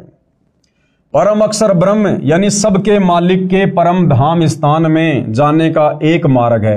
यानी सतलोक में जाने का केवल एक ही भक्ति मार्ग है, जो उस तत्वदर्शी संत के पास है। और वो तत्वदर्शी संत वर्तमान में धरती पर सतगुरु रामपाल जी हैं, जो मानव शरीर में बने कमल चक्रों से होकर गुजरता है, अन्य कोई मार्ग नहीं है। यानी सतगुरु रामपाल जी इस पूरे विश्व में एकमात्र हमें वो सत भक्ति प्रदान करने के लिए आए हैं, जिससे हमारे शरीर में बने कमल चक्र खुलेंगे, और इनके खुलने के बाद ही हमारी आत्मा अंतिम समय में जब शरीर छोड़ेगी तो उन्हीं कमल चक्रों में से होकर त्रिकुटी पर जाएगी, उस परम अक्षर ब्रह्म के परम धाम को जाएगी, सतलोक को जाएगी। दूसरा कोई मार्ग नहीं है, अन्य कोई मार्ग नहीं है। ये कमल चक्कर मानव शरीर में रीढ़ की हड्डी के साथ साथ अंदर की ओर स्थान स्थान पर बने हैं, जिनकी स्थिति समझने के लिए कृपया मानव चित्र को देखिएगा।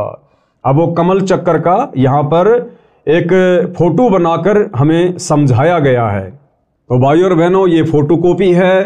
हिंदू, मुसलमान, सिख, ईसाई यानी पूरे विश्व के जितने भी मानव शरीरधारी प्राणी हैं, स्त्री या पुरुष, उन सब के शरीर की रचना सेम टू सेम है। सभी के शरीर के कमल चक्र में इन देवी देवताओं का वास है, जिनके नाम, गांव, पते सब कुछ इनके आगे लिखे हुए हैं। कौन से चक्र में कौन से देवता का वास है, कौन से दल में कौन से देवता का वास है।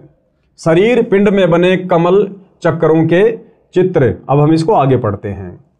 आप देख रहे हैं यह चित्र, इसमें प्रत्येक कमल की स्थिति स्पष्ट की है। प्रत्येक कमल में प्रवेश द्वार है जो बंद रहता है। ये कमल चक्कर केवल सतगुरु रामपाल जी की सत भक्ति करने वाले भक्तों के ही खुलते हैं। अन्य किसी भी विधि से, किसी भी भक्ति से आप चाहे लाख वर्ष मनमुखी जाप कर लो, राधे राधे श्याम का जाप कर लो, ओम नमो भागवते वासुदेवाय का जाप कर लो, कावड़ ले आओ, पैदल यात्रा कर लो, हिमालय की गुफाओं में चले जाओ, किसी भी यत्न और प्रयत्न से मानव शरीर में बने कमल चक्र नहीं खुलते, जिन कमल चक्रों से अंत में हमारी आत्मा उस परम धाम को जाती है। इस प्रकार की स्थिति प्रत्येक मानव स्त्री पुरुष के शरीर में है। सब कमल चक्र बंकनाल एक टेढ़ी मेढ़ी नाड़ी से जुड़े हैं। वह पाइप यानी नलकी की तरह हैं, जिसको बंकनाल कहा जाता है। उसमें कमलों के द्वारों से अन्य कोई प्रवेश द्वार नहीं है। जीवात्मा हृदय कमल में रहता है।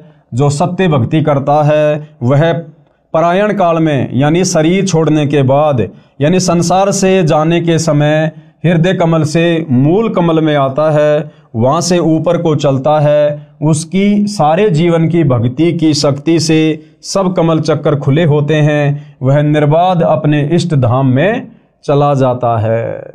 जिस प्रकार भाई और बहनों हम गाड़ी लेकर टोल टैक्स पार करने की कोशिश करते हैं, और भाई और बहनों जिसकी गाड़ी पर फास्ट टैग लगा हुआ है और जिसके फास्ट टैग में पैसे हैं, उस टोल टैक्स पर जाते ही ऑटोमेटिक वहाँ का बैरियर हट जाता है और गाड़ी टोल टैक्स को पार कर जाती है। इसी प्रकार शरीर छोड़ते समय जिन आत्माओं के कमल चक्कर खुले होंगे वही आत्माएं उस परम अक्षर ब्रह्म के शतलोक को प्राप्त होगी। बाकी यही गधे कुत्ते सुअर बनते रहेंगे, नरक में स्वर्ग में धक्के खाते रहेंगे, 84 लाख योनियों में भटकते भरमते रहेंगे।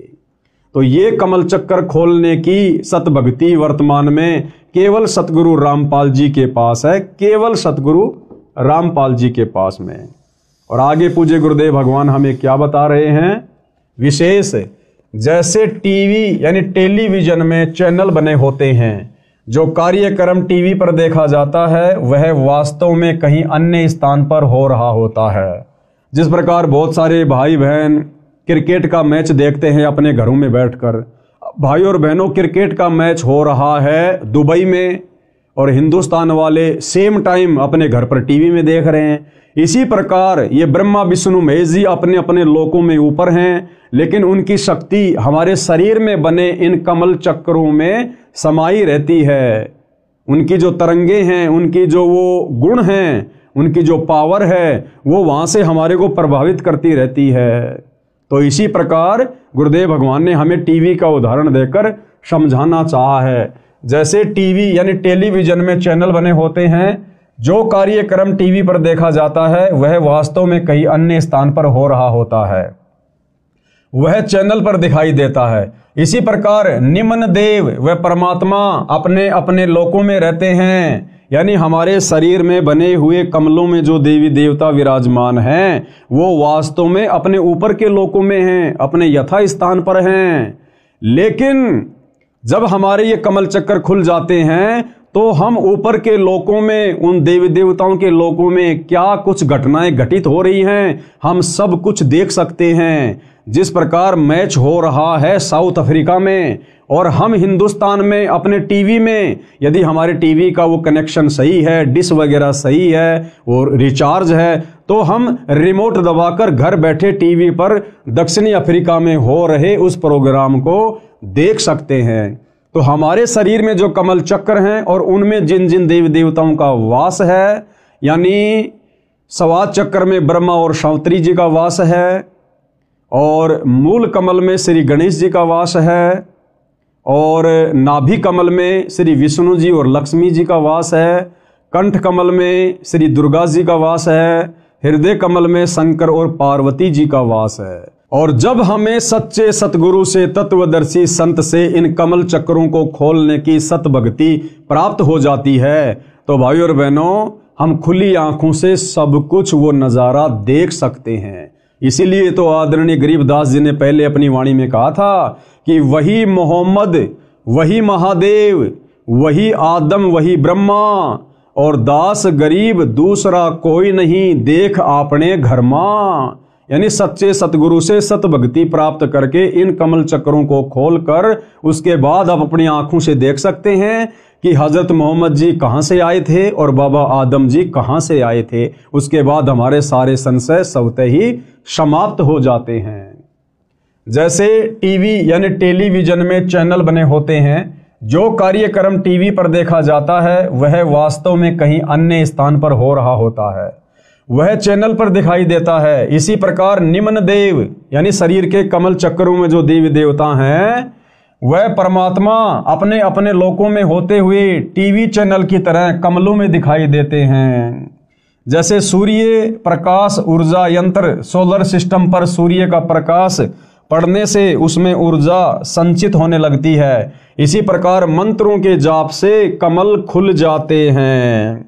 जिस प्रकार सूर्य हमारे से कितना करोड़ों किलोमीटर दूर है और आजकल वैज्ञानिकों ने एक सोलर सिस्टम बना दिया, सोलर पैनल, और जैसे सूर्य की किरणें उस सोलर पैनल पर गिरनी शुरू होती हैं, नीचे इन्वर्टर से बैटरी चार्ज होनी शुरू हो जाती है, वो लाइट जमा होनी शुरू हो जाती है। इसी प्रकार जब हम सच्चे सतगुरु से सत भक्ति प्राप्त करेंगे तो भाइयों और बहनों, ऊपर के लोकों में बैठे हुए देवी देवता और उनके नज़ारे हमारे शरीर के कमल चक्कर में बने हुए, जब वो कमल चक्कर खुल जाते हैं हम बखूबी देख सकते हैं, सारी सच्चाई से परिचित हो सकते हैं।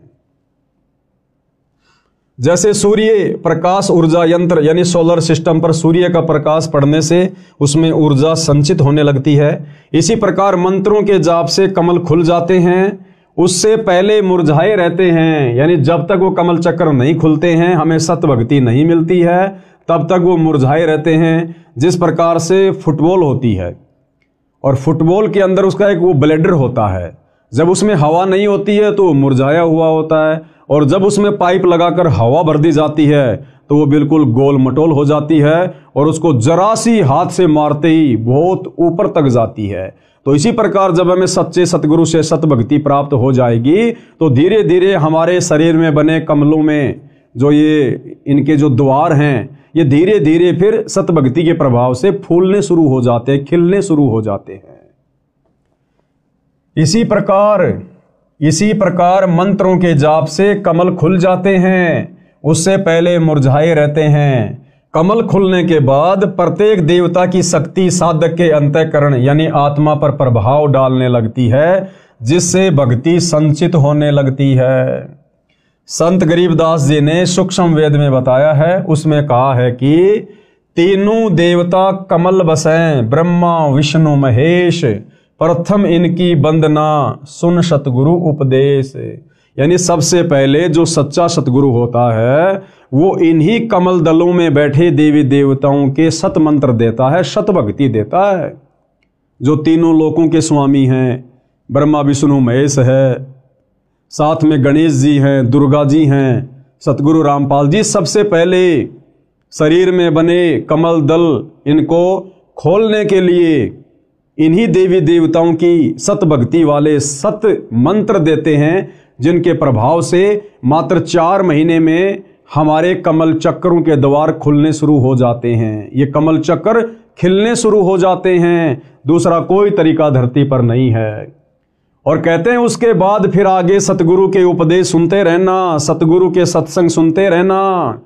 उसके बाद फिर हमें पता चलेगा कि ब्रह्मा विष्णु महेश की भक्ति तो बहुत ही निम्न स्तर की है, ये तो शुरुआती भक्ति है, इसके ऊपर तो और बहुत सारी परम शक्तियां हैं। फिर आगे हमें सतगुरु रामपाल जी से उनके भी सत भक्ति मंत्र मिलेंगे, उनके द्वार खोलने के भी मंत्र मिलेंगे, और जब हमें सारी प्रोसीजर मिल जाएगी तब हम उस परमपिता परमेश्वर परम अक्षर ब्रह्म के परम धाम में जाएंगे, सतलोक में जाएंगे। तीनों देवता कमल बसै ब्रह्मा विष्णु महेश, यानी मुसलमान सिख ईसाई जैनी बौद्ध सबके शरीर में इन देवी देवताओं का वास है। और प्रथम इनकी वंदना यानी सतगुरु जो मंत्र देगा उस आधार से हमने इनकी वंदना करनी है, इनकी पूजा नहीं करनी। पूजा तो केवल एक परमपिता परमात्मा की करनी है, लेकिन सतगुरु हमें जो प्रोसीजर देगा यहां से पार होने की, उसमें शुरुआती प्रोसीजर है ब्रह्मा विष्णु महेश की साधना करना, इनकी भक्ति करना, और पूजा हमने साथ साथ में परम अक्षर ब्रह्म की ही करनी पड़ेगी। प्रथम इनकी वंदना फिर सुन सतगुरु उपदेश, फिर आगे का ज्ञान सतगुरुदेव जी बताते हैं। अर्थात श्री ब्रह्मा जी, श्री विष्णु जी तथा श्री शिव जी तीनों देवता हमारे शरीर में बने कमल दलों यानी कमल चक्रों में बसे निवास करते हैं। इसलिए सर्वप्रथम साधना स्तुति इनकी करनी होती है। इनसे ऊपर की साधना तत्वदर्शी संत यानी सतगुरु से सुनो, फिर सुन सतगुरु उपदेश। आगे क्या कह रहे हैं पूज्य गुरुदेव भगवान? अब सुनो सतगुरु के द्वारा बताई नीचे व ऊपर की साधना का ज्ञान। सबसे पहले हमारे मनुष्य शरीर में, चाहे स्त्री का हो या पुरुष का हो, उसमें कौन से कमल चक्र कहाँ हैं, उन कमल चक्रों में किन किन देवताओं का या देवियों का वास है, अब ये विस्तार से समझाया जा रहा है, बताया जा रहा है। नंबर 1, मूल कमल। इसको मूल कमल कहो चाहे मूल चक्र कहो। मूल कमल में देवता श्री गणेश जी का निवास है।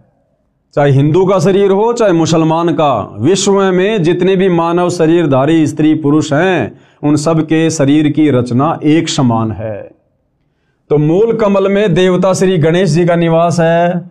इसकी 4 पंखुड़ियां हैं। इसके प्रवेश द्वार को खोलने का एक मंत्र है, जो श्री गणेश जी की साधना करने का मूल मंत्र है, जिससे श्री गणेश जी तुरंत फल देने लगता है।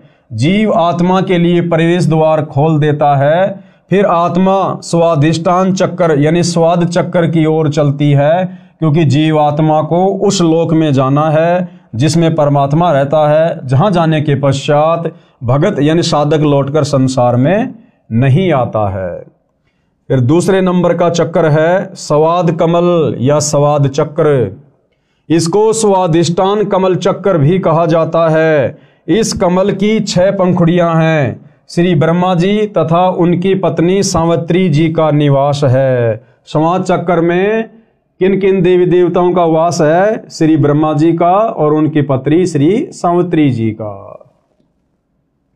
इसके द्वार को खोलने का मंत्र है, जिसकी साधना यानी जाप करने से यह द्वार ब्रह्मा जी खोल देते हैं। जीवात्मा फिर ऊपर को नाभि कमल की ओर चलती है।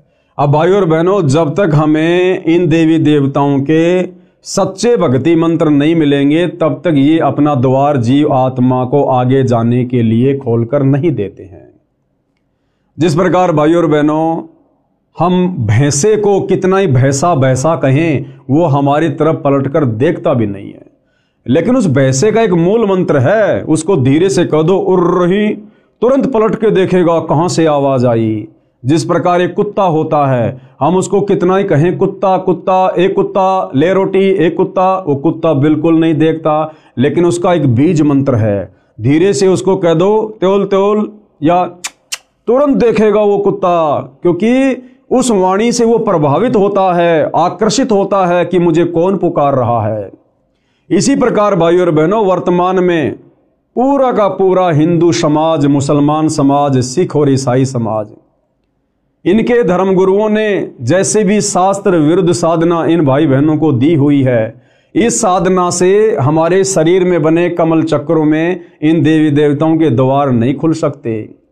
खाली राधे राधे बोलने से, हरे रामा हरे कृष्णा करने से, जय गणेश देवा करने से, ओम जय जगदीश हरे करने से, ये तो इनके नाम है। जैसे भैंसे को भैंसा भैंसा कहो नहीं देखेगा, कुत्ते को कुत्ता कुत्ता कहो नहीं देखेगा, इसी प्रकार आप इन देवी देवताओं के कितने भी नाम जपो, ये आपकी तरफ ध्यान भी नहीं देंगे। परंतु इन देवी देवताओं को पुकारने के, इनको आकर्षित करने के कुछ मूल मंत्र हैं, बीज मंत्र हैं, जो केवल वर्तमान में धरती पर सतगुरु रामपाल जी के पास हैं। और जब हम उन मंत्रों का जाप करेंगे तो ये हमारे लिए वो द्वार भी खोल देंगे, और ये हमारी हर आवश्यकता को परमपिता परमेश्वर जी के आशीर्वाद से पूरा करेंगे, पूरा। तीसरा है नाभि कमल, नाभि चक्र। इसकी 8 पंखुड़ियां हैं। इसमें श्री विष्णु जी तथा इनकी पत्नी श्री लक्ष्मी जी का निवास है। इसका द्वार भी बंद रहता है। इसे खोलने का भी एक मंत्र है, जिसका जाप करना होता है, जो इन देव देवी को शीघ्र प्रभावित यानी प्रसन्न कर देता है। ये भी जीवात्मा के लिए द्वार खोल देते हैं। फिर जीवात्मा हृदय कमल की ओर ऊपर को चलती है। चौथे नंबर पर है हृदय कमल, हृदय चक्र। इसकी 12 पंखुड़ियां हैं। इसमें श्री शिव जी तथा इनकी पत्नी श्री पार्वती जी का निवास है। इसका द्वार भी बंद रहता है। इस द्वार को खोलने का एक मंत्र का जाप करना पड़ता है। यह मंत्र इन देव देवी को विशेष आकर्षित करता है। ये प्रसन्न होकर मार्ग दे देते हैं। फिर आत्मा ऊपर को कंठ कमल की ओर चलती है। 5वां चक्र है कंठ कमल। इसकी 16 पंखुड़ियां हैं। इसमें श्री देवी दुर्गा जी यानी अष्टंगी का निवास स्थान है। जो भाई बहन माता जी के नवरात्रि करते हैं, मंदिरों में जाते हैं, जागरण करते और करवाते हैं, इस विधि से तो लाख जन्म भी माता जी प्रसन्न नहीं होती, उल्टा रुष्ट होती है। और ना ही शरीर में बना माता जी का वो चक्र खुलता है।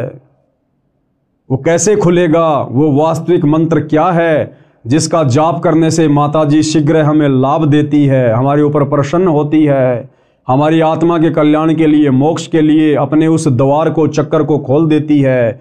वो मंत्र आज पूरी पृथ्वी पर केवल सतगुरु रामपाल जी के पास है, जिन मंत्रों का हम लाखों की संख्या में उनके भगत रोजाना सुमरण करते हैं। इसका भी द्वार बंद रहता है। इसको खोलने का भी एक मंत्र है जिसका जाप करना होता है, जिससे वश होकर, आकर्षित होकर यानी प्रसन्न होकर श्री देवी जी यानी दुर्गा जी जीवात्मा के लिए द्वार खोल देती है। फिर जीवात्मा ऊपर को, आगे को त्रिकुटी कमल की ओर चलती है। फिर कौन से कमल की यात्रा करती है जीवात्मा?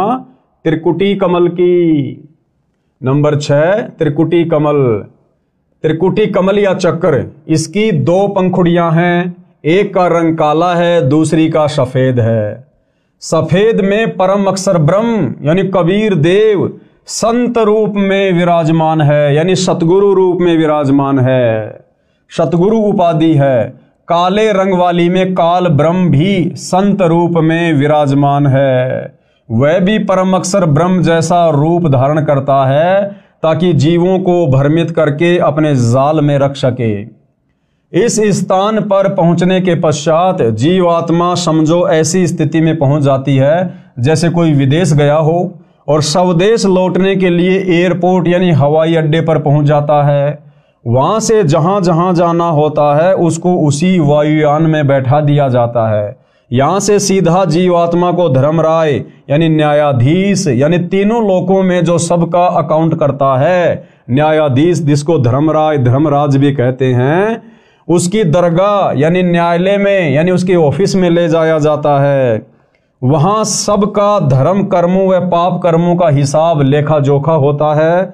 इसके बाद जैसे कोई श्री विष्णु जी का भगत है उसको विष्णु जी के लोक में भेजा जाता है। जो श्री शिव जी का उपासक है उसे शिव जी के लोक में भेजा जाता है। जो अन्य देवता का पुजारी है उसे उसके पास भेजा जाता है। जो माता श्री देवी दुर्गा जी का साधक यानी भगत है, साधिका है, उसे श्री देवी जी के लोक में भेजा जाता है। अन्य जो पापी हैं उनको नरक या अन्य प्राणियों के शरीरों में भी कर्मानुसार भेज दिया जाता है।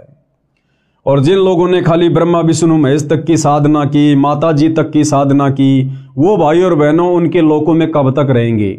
जब तक उन्होंने मनुष्य जन्म में रहकर जैसा भी दान पुण्य किया, धर्म किया, भक्ति की, जितनी उन्होंने अपनी भक्ति वाली बैटरी चार्ज की, तब तक ही वो आत्माएं श्री ब्रह्मा के लोक में, श्री विष्णु के लोक में, श्री शिव जी के लोक में, गणेश जी के लोक में, माता जी के लोक में थोड़े बहुत समय के लिए रह सकते हैं। और जैसे उनकी भक्ति समाप्त होगी, दान धर्म की कमाई समाप्त होगी, उसी समय उनको वहां से उनकी मृत्यु करके नरक में पटक दिया जाएगा। फिर 84 लाख योनियों में डाल दिया जाएगा।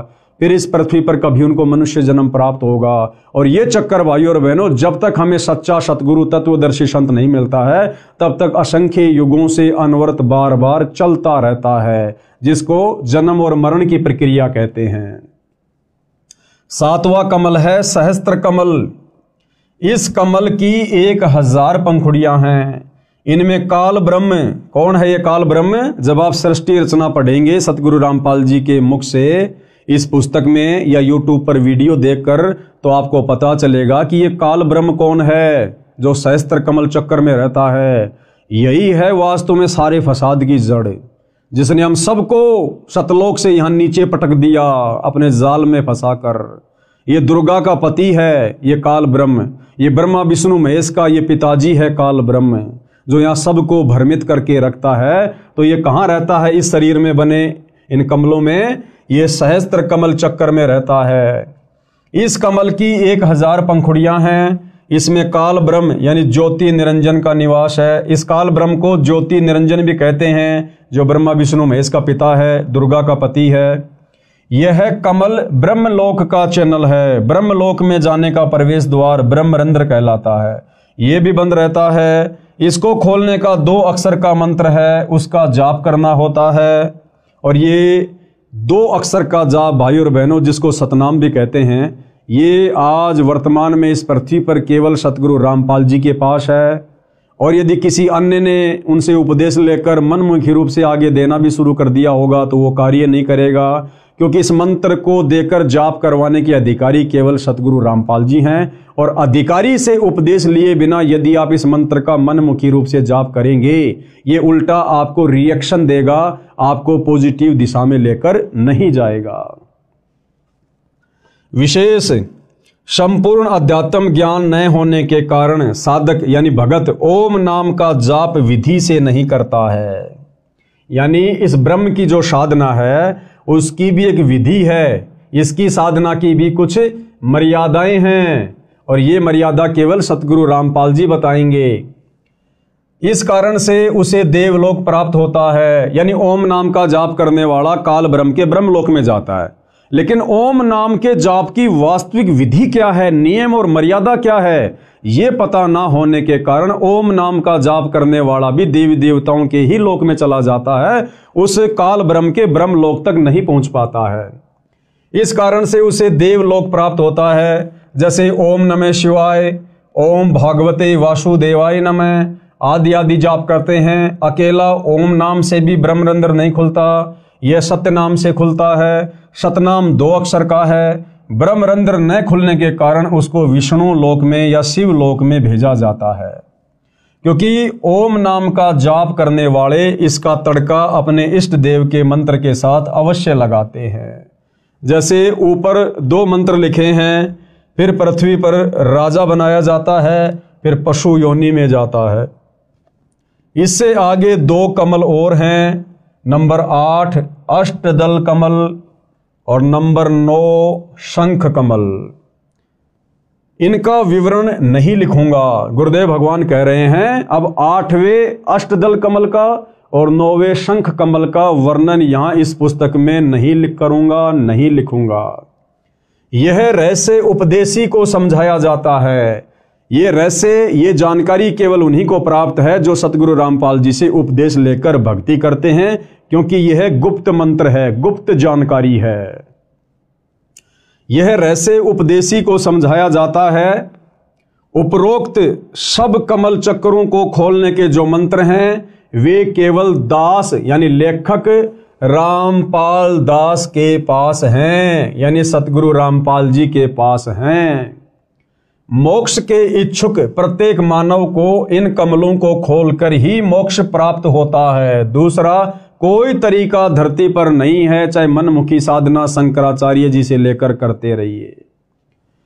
कमल चक्रों को 2 विधि से खोला जाता है। हमारे शरीर में बने कमल चक्र किन 2 विधियों से खोले जाते हैं उसका गुरुदेव भगवान वर्णन कर रहे हैं। नंबर 1 ध्यान समाधि का अभ्यास करके हठ योग मार्ग से। और ये जो साधना है भाई और बहनों, ध्यान समाधि वाली, हठ योग वाली, तप वाली, ये चारों वेदों और गीता जी के विपरीत है। इस विधि को अपनाने से भी साधक को पूर्ण मोक्ष नहीं मिलता है। ये विधि अति कठिन है, आम आदमी इस विधि को नहीं कर सकता। एक जीवन में 1 या 2 कमल चक्कर खुल पाते हैं। इसके विषय में पूरी जानकारी नहीं होने से साधक यानी भगत उसी एक कमल चक्कर में आसक्त होकर वहां का नज़ारे देखने लग जाता है। कुछ सिद्धियां प्राप्त हो जाती हैं, उन्हीं से प्रसिद्धि प्राप्त करके जीवन नष्ट कर जाता है। दूसरी विधि क्या है? इन शरीर में बने कमल चक्रों को खोलने की नाम के जाप से। दूसरी विधि क्या है? मंत्र जाप से, नाम जाप से। नामों का जाप करके सब कमल खोले जाते हैं। ये विधि सरल व शास्त्रोक्त होने से कारगर है, यानी ये शास्त्र विधि के अनुसार है। इस विधि को आम आदमी आसानी से कर सकता है। ये कार्य करते करते भी की जा सकती है, यानी मंत्रों का जाप अपना दैनिक कार्य करते करते भी किया जा सकता है। जो सूक्ष्म वेद में बताया है, गरीबदास जी ने कहा है, नाम उठत नाम बैठत नाम सोवत जागबे, नाम खाते नाम पीते नाम सेती लागबे। यानी ये विधि शास्त्रों के अनुसार भी है, ये विधि सहज भी है और ये विधि अंत में कारगर भी है। इस विधि से भी हमारे शरीर में बने कमलों को खोला जाता है। और गुरुदेव कहते हैं कि इस विधि से जाप आप अपना दैनिक कार्य करते करते भी कर सकते हैं। ड्राइवर अपनी गाड़ी चला रहा है और आसानी से इन मंत्रों का जाप भी कर सकता है। देखो, ड्राइवर गाड़ी चलाता है और आगे पीछे वालों से बातें भी करता रहता है, गप्पे भी मारता रहता है। इसी प्रकार वो गप्पे ना मारकर, इधर उधर की बातें ना करके सच्चे सतगुरु से उपदेश लेकर इन मंत्रों का वो सुमरण भी कर सकता है अपने मनी मन में, या धीरे धीरे बोलकर, और अपनी गाड़ी भी चला सकता है। जैसे बहुत सारे भाई बहन गाड़ी चलाते रहते हैं, साथ में धीरे धीरे गाने वाने भी गाते रहते हैं। तो गाने वाने ना गाकर सच्चे सतगुरु से इन मंत्रों का उपदेश लेकर अपनी गाड़ी भी चलाओ, अपने मंत्रों का भी जाप करो। इसलिए कहते हैं, नाम उठत नाम बैठत नाम खाते नाम सोते। यानी इन मंत्रों का हम दैनिक कार्य करते करते बड़ी आसानी से जाप कर सकते हैं और हर प्राणी इस विधि से भक्ति आसानी से कर सकता है। नाम उठत नाम बैठत नाम सोवत जागरे, नाम खाते नाम पीते नाम सेती लागबे। यानी उठते बैठते सोते जागते खाते पीते काम धंधा करते करते भी हम ये भक्ति कर सकते हैं। इतनी आसान भक्ति हमें सतगुरु रामपाल जी ने वर्तमान में प्रदान की है। अर्थात नाम का जाप कार्य करते करते किया जा सकता है। यजुर्वेद अध्याय 40 मंत्र 15 में कहा है। अब देखो, यजुर्वेद अध्याय 40 मंत्र 15 में भी ये विधि बताई गई है। अब बताओ भाई और बहनों, हमारे धर्म गुरुओं ने तो हमारे को कभी भी ये विधि नहीं बताई, क्योंकि हमारे धर्म गुरुओं को स्वयं इस विधि से भक्ति का ज्ञान नहीं था। अब सतगुरु रामपाल जी ने आकर पूरा रहस्य उजागर किया है। तो यजुर्वेद अध्याय 40 मंत्र 15 में क्या कहा गया है? ओम कृत्यो समर किल्बे समर कृत्युम समर। अर्थात ओम नाम का जाप कार्य करते करते कर, विशेष लगन यानी तड़प के साथ तथा मानव जीवन का मुख्य कर्तव्य मानकर जाप कर। और गीता अध्याय 8 श्लोक 5 व 7 में कहा है कि हे अर्जुन, तू युद्ध भी कर मेरा सुमरण भी कर। अब भाई और बहनों, युद्ध से कठिन कार्य कोई नहीं हो सकता। और जब युद्ध करते करते भी नाम सुमरण करने की सलाह दी गई है, तो आम व्यक्ति तो दैनिक जीवन के कार्य करते करते, जो कि युद्ध से बहुत ही आसान होता है, इन मंत्रों का जाप कर सकता है। विचार करो, क्या कह रहे हैं आगे गुरुदेव कि पुण्यात्माओं विचार करो, युद्ध से कठिन कार्य कोई नहीं होता। भक्ति उस दौरान भी की जानी चाहिए, अर्थात साधना नाम जाप वाली कारगर है। नाम का जाप 3 वर्ष के बच्चे से लेकर वृद्ध तक आसानी से कर सकता है। यानी परमेश्वर जी का विधान है कि जैसे ही बच्चा 3 वर्ष का हो जाए, उसको सच्चे सतगुरु की शरण से जोड़ देना चाहिए, उसको मंत्र उपदेश दिलवा देने चाहिए, क्योंकि 3 वर्ष का बच्चा हल्का फुल्का बोलने समझने लग जाता है। और जैसे भी टूटी फूटी भक्ति वो माता पिता को देखकर या उनके साथ साथ में करेगा, तो धीरे धीरे भक्ति की शक्ति उसके अंदर प्रवेश होना शुरू हो जाती है। अर्थात साधना नाम वाली कारगर है। नाम का जाप 3 वर्ष के बच्चे से लेकर बूढ़े तक आसानी से कर सकता है। कार्य करते करते भी कर सकता है, चलते फिरते भी कर सकता है, लेटा लेटा व बैठकर भी नामों का जाप कर सकता है। विशेष दूसरे शब्दों में मंत्र के जाप का ऐसे प्रभाव देवी देवताओं पर होता है जैसे सर्प ने डसने के लिए फन फैला रखा होता है। सर्प वश करने की विद्या जानने वाला यानी गारुड़ मंत्र बोलकर सर्प को विवश कर देता है, जिसके प्रभाव से सर्प अपना फन इकट्ठा करके रास्ता छोड़कर चल देता है। इसको परमेश्वर कबीर जी ने बहुत अच्छे तरीके से समझाया है। कबीर जैसे फनपति यानी सर्प, जैसे फनपति मंत्र सुन राखे फन सकोड़, ऐसे बीरा मेरे मंत्र नाम से काल ब्रह्म लेवे मुंह मोड़। एक गारुड़ होता है भाई और बहनों, वो कुछ मंत्रों को सिद्ध कर लेता है। और जो सर्प होता है अपना फन उठाकर जब किसी को डसने की स्थिति में होता है, तो गारुड़ जब उस मंत्र का बार बार जाप करता है तो सर्प के ऊपर उन मंत्रों का इतना प्रभाव होता है कि विवश होकर वो फणपति सर्प भी अपने फन को समेटकर और दूसरे रास्ते निकल लेता है। इसी प्रकार जब हम सतगुरुदेव भगवान के द्वारा दिए गए इन शतभक्ति मंत्रों का जाप करते हैं तो मोक्ष मार्ग में सबसे बड़ी बाधा जो ये काल ब्रह्म है, ज्योति निरंजन है, ये भी विवश हो जाता है हमारे को सतलोक का रास्ता देने के लिए। कबीर जैसे फनपति सरप मंत्र सुन राखे फन सकोड़, ऐसे बीरा मेरे मंत्र नाम से काल ब्रह्म लेवे मुंह मोड़। अर्थात कबीर परमेश्वर जी ने कहा है कि जैसे सरप ने डसने के लिए फन उठा रखा होता है तो गारुड़ मंत्र जाप कर देता है, जिससे प्रभावित होकर सरप फन इकट्ठा करके चला जाता है। ऐसे ही मेरे द्वारा दिए नाम मंत्र के जाप से काल ब्रह्म मुरझा जाता है, मार्ग नहीं रोक पाता। इसी प्रकार कमलों के मंत्र के जाप से ये सब देवी देव मार्ग छोड़ देते हैं। एक अन्य उदाहरण दे रहे हैं गुरुदेव भगवान हमें समझाने के लिए। जैसे गांव के व्यक्ति भैंस को गर्भ धारण करवाने के लिए भैंसे की खोज में जाते हैं, क्योंकि भैंसा कहीं घास चर रहा होता है। भैंस वाला भैंसे को बुलाने के लिए उसका मूल मंत्र बोलता है, जिससे भैंसा इतना प्रभावित होता है कि वह पूरी गति से उस मंत्र को बोलने वाले की ओर खिंचा चला आता है। फिर उसे भैंस दिखाई देती है, भैंस को गर्भ धारण करता है, उसका वह मंत्र है कुर्र कुर्र, जैसे हुर्र हुर्र कहते हैं ना अपन, उर्र रही। तो इस प्रकार से भैंसा तुरंत उस मंत्र के वशीभूत होकर दौड़कर चला आता है। और इसके विपरीत यदि हम उसको भैंसा भैंसा कहेंगे तो वो बिल्कुल भी नहीं देखता है। यदि भैंसा भैंसा बोलो तो भैंसा यानी झोटा बिल्कुल टस से मस नहीं होता। इसी प्रकार भाइयों और बहनों, ये ब्रह्मा विष्णु महेश जी को आप इनके नामों से कितना ही पुकारो, श्री ब्रह्मा श्री विष्णु श्री शंकर देवाय नमः, ओम श्री विष्णु देवाय नमः, राधे राधे, ये आपकी तरफ बिल्कुल भी ध्यान नहीं देंगे, भक्ति का कोई लाभ इनकी तरफ से नहीं मिलेगा। लेकिन जब हम इनके मूल मंत्र बीज मंत्र सतगुरु रामपाल जी को सतगुरु धारण करके करेंगे, सुमरण करेंगे, तो ये उस भैंसे की तरह वशीभूत होकर तुरंत अपने भगत की तरफ दौड़ पड़ेंगे कि क्या आपत्ति आ गई, इस आत्मा को किस वस्तु की आवश्यकता है।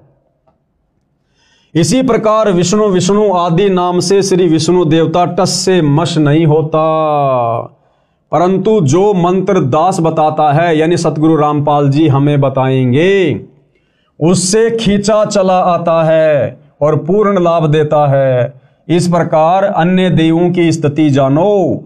अध्यात्म मार्ग के कुछ नियम हैं जिनका पालन करना अनिवार्य है। अब भाइयों और बहनों, मान लो हमें सच्चे सतगुरु तत्वदर्शी संत सतगुरु रामपाल जी की सत भक्ति, उनकी शरण भी प्राप्त हो गई। उन्होंने हमें ये बीज मंत्र भी दे दिए, मूल मंत्र भी दे दिए इन समस्त देवी देवताओं को जिन जिन की हमें आवश्यकता है।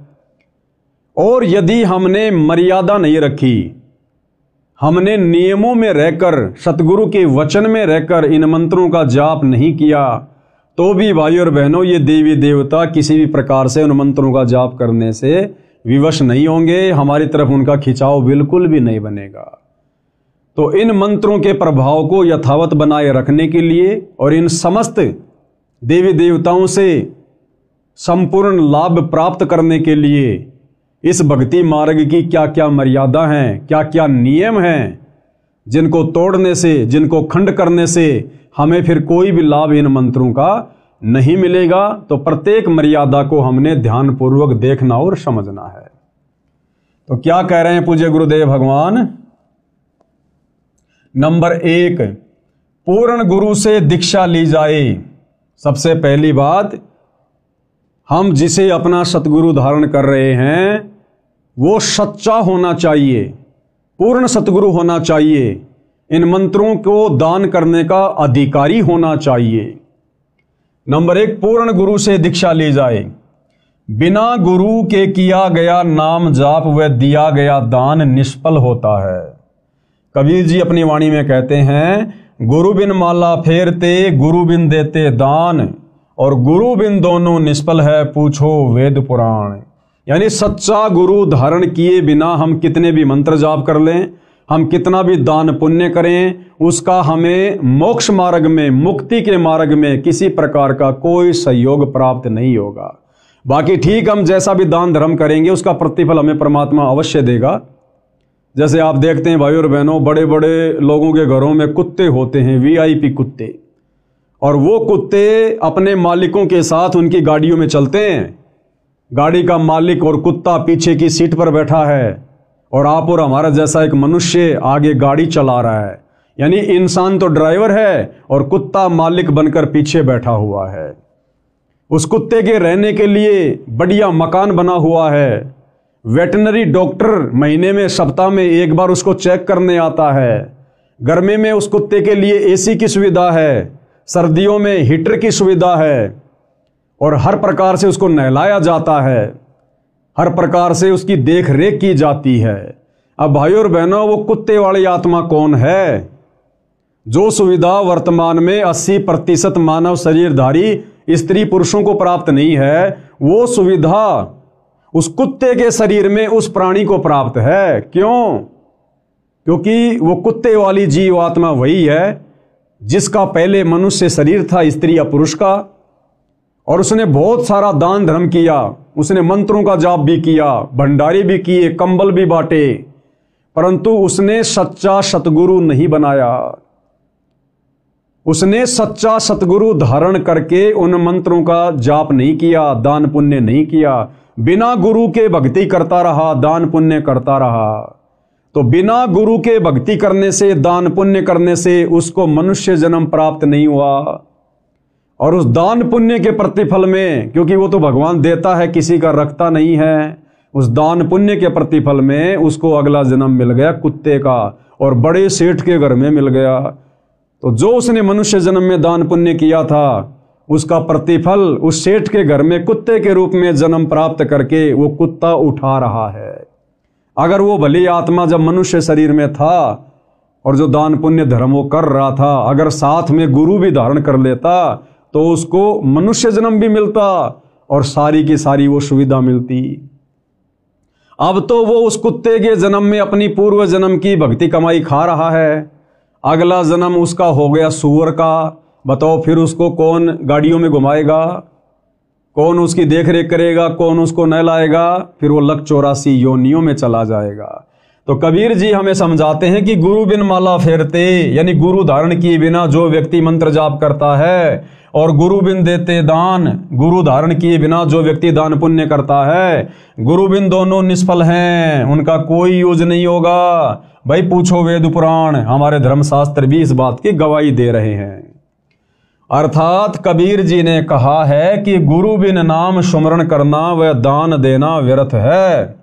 अपने वेदों व पुराणों में पढ़ लो, कमलों के मंत्रों का जाप करना जीवात्मा के कल्याण की सच्ची साधना है। इसमें न कोई धर्म नया बनता है, न कोई धर्म छोड़ना है। किसी भी धर्म का मानव, स्त्री, पुरुष इस साधना को कर सकता है। यानी सतगुरु रामपाल जी हमें क्या समझाना चाह रहे हैं कि जो साधना अब आपको वर्तमान में दी जाएगी, यदि आप इस ज्ञान को समझकर उनकी शरण में आते हैं, तो इस साधना को करते समय आपने ना तो अपना कोई धर्म बदलना है, ना आपने अन्य कोई पाखंड और आडंबर करना है। हमने केवल अपनी साधना को चेंज करना है। भले आप वर्तमान में मुसलमान धर्म में हैं, हिंदू धर्म में, सिख और ईसाई धर्म में हैं, आपने वो धर्म वर्म नहीं छोड़ना, कुछ नहीं छोड़ना। आपने केवल साधना का स्वरूप चेंज करना है। हम जो पहले शास्त्र विरुद्ध साधना कर रहे थे, मनमुखी साधना कर रहे थे, मनमुखी मंत्रों का जाप कर रहे थे, अब हमने अपनी उस साधना को शास्त्र अनुकूल करना है, सच्चे सतगुरु को धारण करके। और फिर जो जो नियम और मर्यादा है हमने उनका पालन करना है। फिर हिंदू हिंदू बना रहो, मुसलमान मुसलमान बना रहो, नो ऑब्जेक्शन।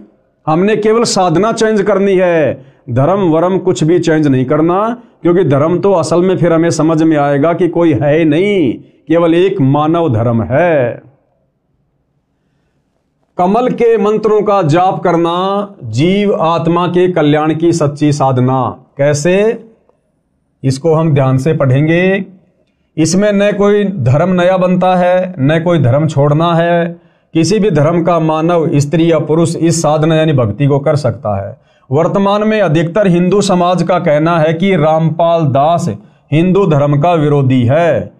ये सबसे पहले लोगों के दिलो दिमाग में आता है कि भाई सतगुरु रामपाल जी तो हिंदू धर्म के विरोधी हैं, वे तो हमारे देवी देवताओं की पूजा छुड़वाते हैं। नहीं भाई, ये हमारी सबसे बड़ी गलतफहमी है। अरे देवी देवताओं की पूजा, ब्रह्मा विष्णु महेश की पूजा सतगुरु रामपाल जी भला कैसे छुड़वा सकते हैं? ब्रह्मा विष्णु महेश की पूजा से, गणेश जी की पूजा से, देवी दुर्गा जी की साधना से तो ये भक्ति शुरू होती है। और इन देवी देवताओं के मंत्रों का जाप तो हम भगत, हम सतगुरु रामपाल जी के फॉलोवर अंतिम श्वास तक करते हैं और करते रहेंगे, क्योंकि हमारे शरीर में इन देवी देवताओं का निवास है, इनका वास है। तो सतगुरु रामपाल जी देवी देवताओं की साधना भक्ति छुड़वाते नहीं हैं, बल्कि इन देवी देवताओं की वास्तविक भक्ति करवाते हैं। जो भक्ति सतयुग में समाप्त हो चुकी थी, जो वास्तविक सनातनी साधना सतयुग में आगे चलकर समाप्त हो चुकी थी, वो साधना सतगुरु रामपाल जी सही तरीके से करवाते हैं। उनके सत्संग सुनते रहिए, पुस्तकें पढ़ते रहिए, एक एक चीज बिल्कुल क्लियर होती चली जाएगी। तो गुरुदेव भगवान उन आत्माओं की शंका का समाधान कर रहे हैं जो लोग कहते हैं कि संत रामपाल जी तो देवी देवताओं की भक्ति छुड़वाते हैं। ऊपर आपको एक चित्र के माध्यम से समझा दिया गया है कि हमारे प्रत्येक स्त्री या पुरुष के शरीर में इन्हीं देवी देवताओं का वास है, और उनके कमल चक्कर खोलने के लिए हमने उनके मंत्रों का जाप करना है। तो सतगुरु रामपाल जी तो उन्हीं का जाप देते हैं शुरुआती भक्ति में, जिसको प्रथम मंत्र कहते हैं। तो वो छुड़वाते नहीं हैं, वो इनकी वास्तविक भक्ति साधना बताते हैं। वर्तमान में अधिकतर हिंदू समाज का कहना है कि रामपाल दास हिंदू धर्म का विरोधी है। श्री ब्रह्मा जी, श्री विष्णु जी तथा श्री शिव जी की भक्ति छोड़ने को कहता है। इस विषय में आप स्वयं विचार करें कि क्या श्री ब्रह्मा जी, श्री विष्णु जी तथा श्री शिव जी की साधना छुड़वाई है या शास्त्र अनुकूल भक्ति बताई है? तो भाइयों और बहनों, शास्त्र अनुकूल भक्ति बता रहे हैं सतगुरु रामपाल जी, तो छुड़वा नहीं रहे। आगे क्या कह रहे हैं पूज्य गुरुदेव भगवान, हमने ध्यान से पढ़ने की आवश्यकता है। सभी धर्मों के मानवों को कर्म फल तीनों देवता ही देते हैं। तीनों देवता ब्रह्मा विष्णु महेश जी, जितने भी मानव शरीरधारी स्त्री पुरुष हैं, जैसे भी वो भक्ति करते हैं, जैसे भी वो कर्म कुकर्म करते हैं, उनका फल ये तीनों देवता ब्रह्मा विष्णु महेश ही देते हैं। अब वो किस विधि से देते हैं, कैसे देते हैं, क्या उसकी प्रोसीजर है, इसके विषय में भाइयों और बहनों ये पवित्र पुस्तक हिंदू साहिबान नहीं समझे वेद गीता पुराण, हम इसके तीसरे नंबर की वीडियो में कल आपको गुरुदेव भगवान के आशीर्वाद से समझाने का प्रयास करेंगे। और आज के वीडियो में हम यहीं पर विराम लेते हैं। कल रात्रि 9 बजे सभी भाई बहन फिर से मुझदास के Facebook page Pawan Das is live पर लाइव जुड़िए। और हिंदू धर्म जिस प्रकार से सनातनी पूजा के नाम पर भ्रमित है, काल के द्वारा ठगा जा रहा है, मनुष्य जन्म को दिन प्रतिदिन बर्बाद करता जा रहा है, हम कल के वीडियो में विस्तार से आगे इस मनुष्य जन्म की उपयोगिता के बारे में जानेंगे, समझेंगे। तब तक गुरुदेव भगवान हम सबको आज्ञा दे, आशीर्वाद दे। बंदी छोड़ सतगुरु रामपाल जी भगवान की जय हो।